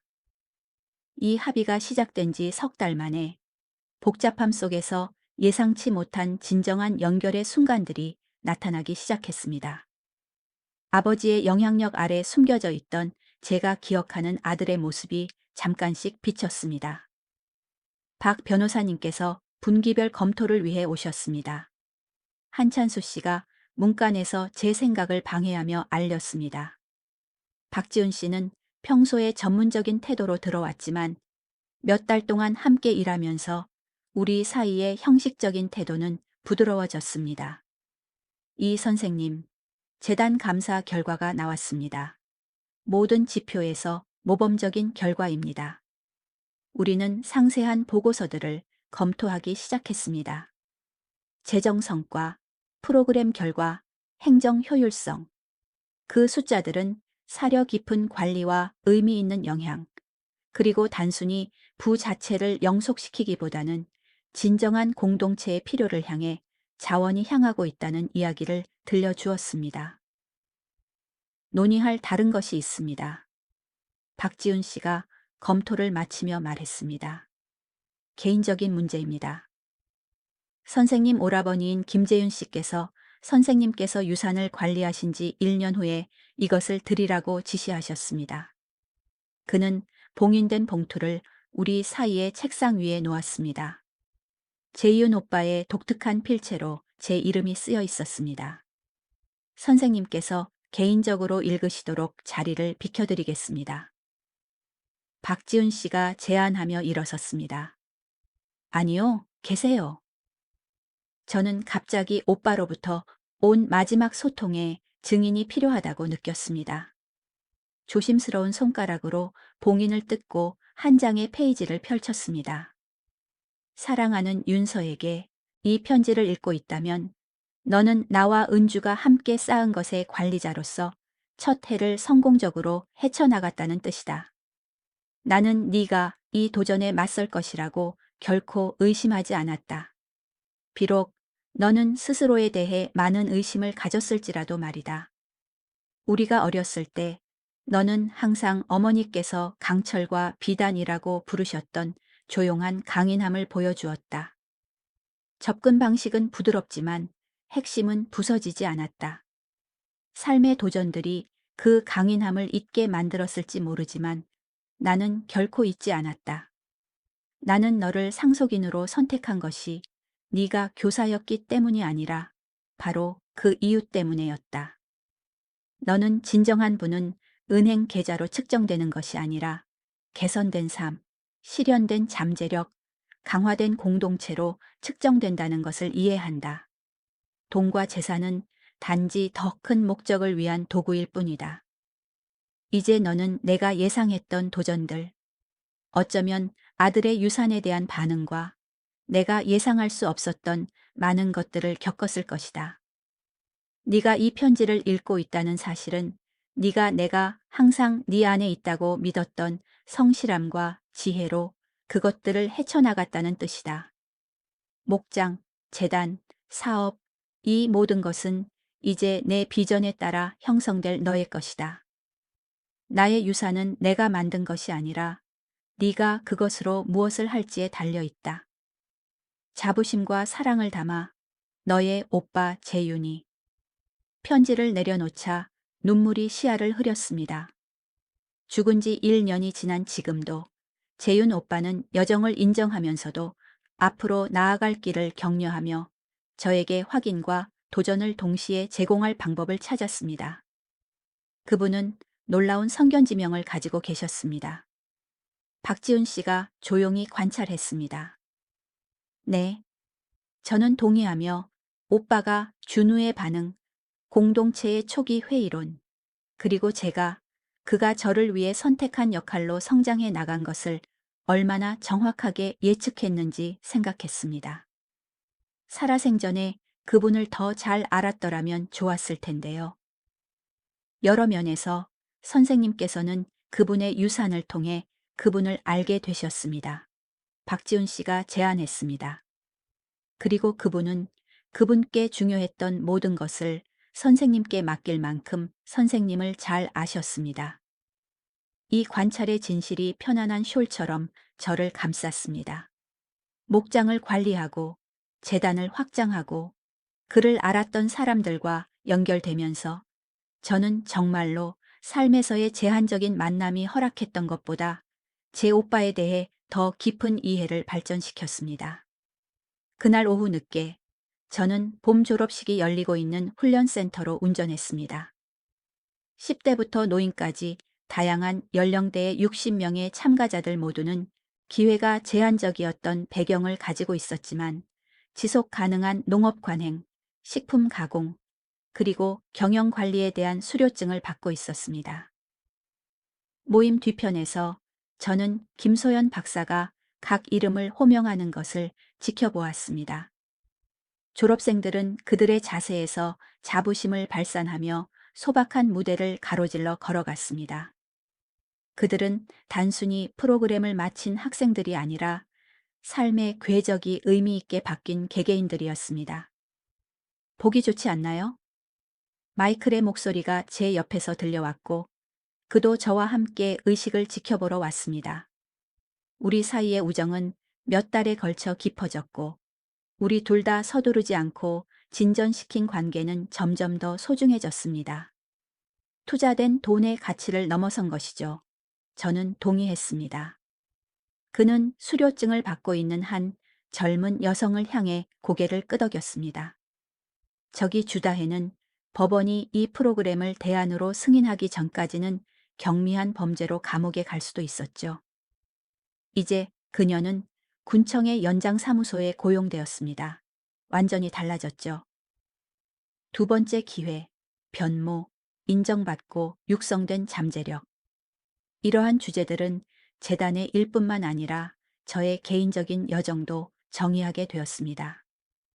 행사가 끝난 후 저는 졸업생들과 그들의 가족들과 어울리며 도전과 승리에 대한 이야기들을 들었습니다. 몇몇은 이전에 음식 사막으로 분류되었던 동네에 공동체 정원을 만들 계획을 언급하며 프로그램의 영향을 개별 참가자들을 훨씬 넘어 확장했습니다. 모임이 흩어질 무렵 저는 익숙한 인물이 부동산 가장자리에 다소 어색하게 서 있는 것을 발견했습니다. 준우였습니다. 그는 멀리서 지켜보고 있었습니다. 몇 달간의 구조적인 지원 덕분에 그의 외모는 상당히 좋아졌습니다. 깨끗하게 면도하고 제대로 옷을 입었고 눈은 맑았습니다. 그가 천천히 때로는 마지못해 하고 있던 내면의 작업을 반영한 외부적인 모습들이었습니다. 저는 재단 행사에서의 그의 예상치 못한 존재가 궁금해 그에게 다가갔습니다. 오늘 온다고는 생각 못했어. 치료사가 엄마가 이 모든 것을 가지고 실제로 뭘 하는지 봐야 한다고 제안했어요. 그는 서류와 보고서를 넘어선 시설을 향해 손짓하며 인정했습니다. 그리고 그가 침묵하자 저는 재촉했습니다. 그는 불편해 보였고 말하고 싶은 것을 표현하기 위해 눈에 띄게 애썼습니다. 제가 예상했던 게 아니에요. 그는 마침내 인정했습니다. 처음 여기 왔을 때 저는 돈, 부동산, 개인적인 이득의 가능성만 보았어요. 이런 건 보지 못했죠. 그의 손짓은 여전히 작은 그룹으로 이야기하고 있는 졸업생들, 주시설을 넘어 뻗어 있는 생산적인 정원, 그리고 그 공간에 스며든 공동체와 목적의식의 구체적인 느낌을 아울렀습니다. 아빠는 항상 부는 축적과 지위, 다른 사람들보다 더 많이 갖고 더 많이 통제하는 것에 관한 것이라고 가르쳤어요. 준우는 이제 더 조용한 목소리로 계속했습니다. 저는 그것이 사람들이 더 자립할 수 있도록 돕는 무언가를 창조하는 것에 관한 것일 수도 있다는 것을 결코 생각하지 못했어요. 태호의 가르침에 대한 언급이 이제는 경외심 가득한 반복이 아닌 비판적인 인식과 함께 말해지자 치료가 제가 깨달은 것보다 더 큰 영향을 미치고 있다는 것을 시사했습니다. 그게 바로 재윤 오빠와 은주 언니가 이해했던 거야. 저는 조심스럽게 말했습니다.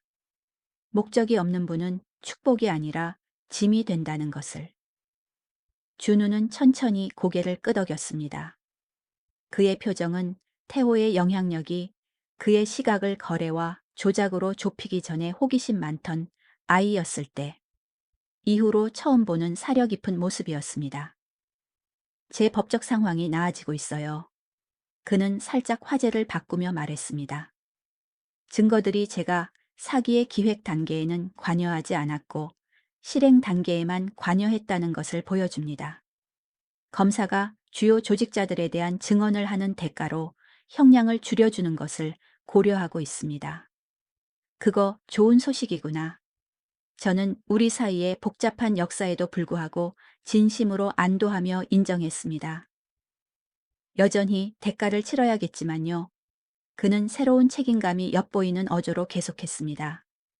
아마 보호관찰이나 재정적인 벌금, 미래 사업 활동에 대한 제한 같은 것들이 있겠지만 감옥은 아닙니다. 그의 목소리에 담긴 안도감은 명백했습니다.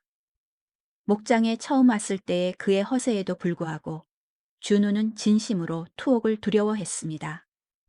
그리고 그 두려움이 궁극적으로 제가 요구했던 치료와 책임감 조치들을 그가 받아들이게 만든 원인이었습니다. 그 후에는 무엇을 할 거니? 저는 위기 관리 이상의 미래 비전을 그가 발전시키고 있는지 궁금해 물었습니다. 그는 망설였고 거의 부끄러워하는 것처럼 보였습니다.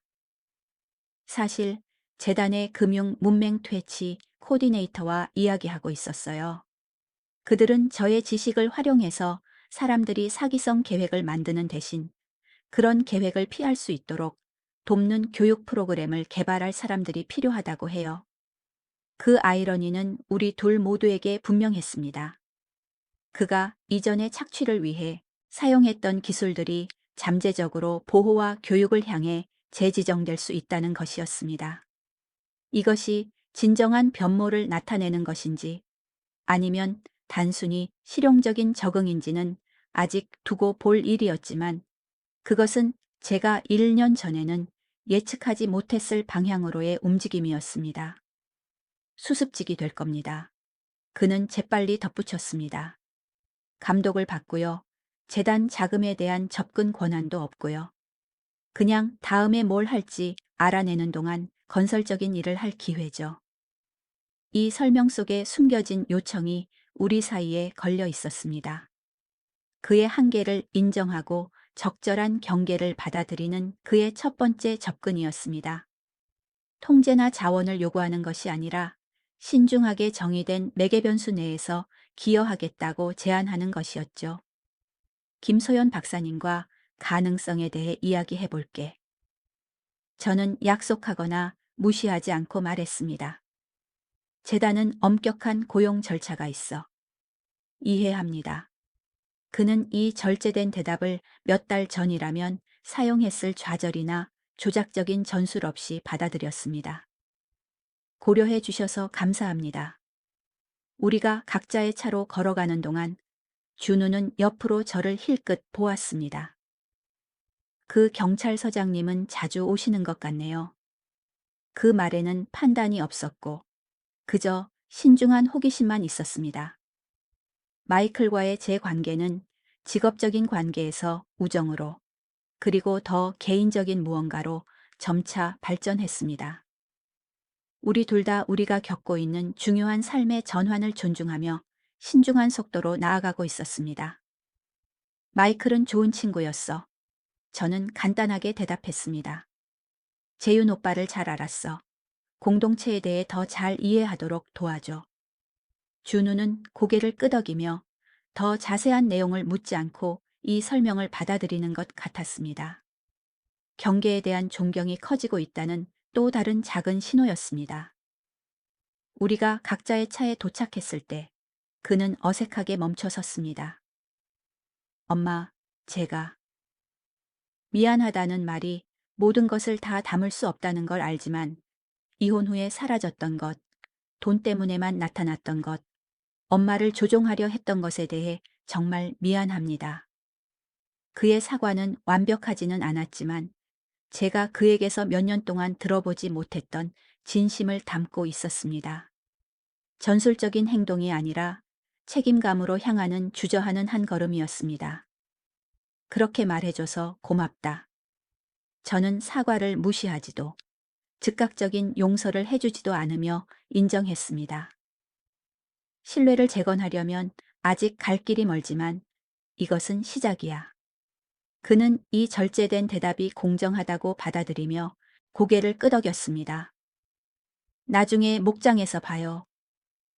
그래, 김선미 팀이 오늘 밤 직원들을 위해 갈비를 굽는단다. 와도 좋아. 그가 차를 몰고 떠나는 것을 지켜보며 저는 우리 둘이 함께 걷고 있는 평행한 여정을 생각했습니다. 저는 불확실한 상속인에서 자신감 있는 관리자로, 그는 조종자에서 더 건설적인 가능성을 조심스럽게 탐색하는 사람으로 변해가고 있었습니다. 어떤 변화도 완전히 끝나거나 보장된 것은 아니었지만 둘 다 우리가 시작했던 것보다 더 건강한 무언가로 향하는 움직임을 나타냈습니다. 목장집에서의 저녁 모임은 제 새로운 삶의 이질적인 실타래들을 하나로 모았습니다. 김선미와 목장 관리팀, 한찬수와 보안 직원, 김소연 박사와 몇몇 재단 이사회 멤버들, 교대 근무를 마치고 도착한 마이클, 그리고 준우가 그가 이전의 부와 권력에 대해 가졌던 가정들이 통용되지 않는 이 공동체 속을 조심스럽게 항해하고 있었습니다. 황혼이 목장에 내려앉았을 때 저는 마이클과 함께 본관 현관에 서서 넓은 잔디밭 위로 반딧불이들이 저녁 춤을 추기 시작하는 것을 지켜보았습니다. 꽤나 1년이었네요. 그가 말했고 우리가 난간에 기대는 동안 그의 어깨가 친근하게 제 어깨에 닿았습니다. 가끔 저는 제가 청주 아파트로 돌아가 이 모든 것이 정교한 꿈이었다는 것을 발견할까봐 예상해요. 그는 미소 지었습니다. 만약 그렇게 된다면, 그곳에서 깨어난다면요? 저는 그 질문을 신중하게 고려했습니다. 이곳, 이 일, 이 목적이 그리울 거예요. 하지만 그때는 완전히 이해하지 못했던 것을 이제 알게 될 거예요. 저의 가치가 결코 제 상황이나 통장에 묶여 있지 않았다는 것을요. 저에게는 올바른 도전이 나타나기를 기다리며 제 안에 항상 강함이 있었다는 것을요. 그것이 바로 재윤 사장님께서 선생님 안에서 보신 것입니다. 마이클이 말했습니다. 그리고 이제 선생님을 알게 된 우리들이 명확하게 보는 것이죠. 그의 손이 난간 위에서 제 손을 찾았습니다. 우연하면서도 의미 있는 제스처였습니다. 우리는 우리 둘 모두가 겪고 있는 중요한 삶의 전환을 존중하며 점차 더 중요하다고 느껴지는 이 관계를 서두르지 않고 천천히 나아가고 있었습니다. 안쪽에서는 대화와 웃음소리가 들려왔고 준우의 목소리는 예상치 못하게 다른 목소리들보다 높아졌습니다. 그가 아마도 계산적인 반응이 아닌 진정한 즐거움을 유발하는 어떤 이야기를 공유하고 있었기 때문일 겁니다. 작은 승리였지만 맥락 속에서는 의미 있는 승리였습니다. 오늘 재윤 오빠에게서 편지를 받았어. 저는 박지훈 씨가 전해준 1년 기념 메시지에 대해 말했습니다. 오빠의 유산은 그가 만든 것이 아니라 내가 그것으로 무엇을 할지에 달려 있다고 썼더구나. 현명한 분이네요. 선생님 오라버니. 그분이 얼마나 현명했는지 이제야 이해하기 시작했어요. 저는 동의했습니다. 그는 저에게 자원뿐만 아니라 제가 아니었으면 결코 깨닫지 못했을 저 자신의 능력을 발견할 기회를 주었습니다. 밤이 땅에 내려앉는 동안 목장은 제 앞에 펼쳐져 있었고 소들은 먼 목초지에서 그림자처럼 움직이고 있었습니다.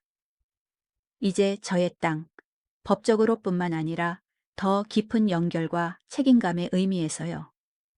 관리해야 할 짐이 아니라 사려 깊은 관리를 통해 기려야 할 유산이었습니다. 1년 전 저는 소박한 저축을 가진 은퇴한 학교 교사였고 유일한 아들과 고통스럽게 소원한 관계를 맺고 있었습니다. 오늘 저는 한국의 중요한 소 운영 농장의 소유주이자 지역사회에 의미 있는 영향을 미치는 재단의 의장이자 제 느리게 회복 중인 아들과 제 옆에 있는 사려 깊은 남자와의 관계에 대한 힘, 목적, 그리고 가능성의 새로운 차원을 발견한 여성이었습니다. 변모는 완성되지 않았습니다. 그런 여정은 결코 완전히 끝나지 않습니다. 준우가 더 건강한 패턴으로 나아가는 길은 여전히 불확실하며 지속적인 책임감과 지원을 필요로 합니다. 리더이자 관리자로서의 저 자신의 성장 또한 새로운 도전과 기회와 함께 계속해서 진화할 것입니다. 지역사회 필요를 해결하는 재단의 일은 항상 자원이 충족시킬 수 있는 것보다 더 많은 요구에 직면할 것입니다. 그러나 이제 분명히 저의 집이 된 이 현관에 서서 그들의 덧없는 희망적인 빛으로 다가오는 어둠을 밝히는 반딧불이들을 지켜보며 저는 심오한 올바름을 느꼈습니다. 제가 있어야 할 곳에 정확히 있고 제가 해야 할 일을 정확히 하고 있다는 감각이었습니다. 재윤 오빠의 마지막 선물은 소나 돈 혹은 재산이 아니었습니다. 그것들이 상당한 가치가 있었지만 말이죠. 그것은 제가 항상 의미 있는 영향을 창출하고 제 자신의 권위에 확고히 서고 연민과 적절한 경계 사이의 균형을 맞출 능력을 소유하고 있었다는 것을 발견할 기회였습니다. 부는 단지 도구였습니다. 진정한 유산은 온전한 저 자신이 될 기회였습니다. 한국의 밤이 우리를 감싸고 제가 마침내 이름을 배우는 별자리들이 나타나는 동안 저는 제 자신 안에서 아직 인식하지 못했던 것을 보아준 오빠에게, 그리고 그 인식이 마침내 나타날 수 있는 상황을 만들어준 그에게 조용히 감사했습니다. 안으로 돌아갈 준비됐어. 마이클이 편안한 침묵이 우리 사이에 흐른 후 물었습니다. 응. 저는 집 창문에서 쏟아져 나오는 따뜻한 빛을 향해 몸을 돌리며 결정했습니다. 준비됐어.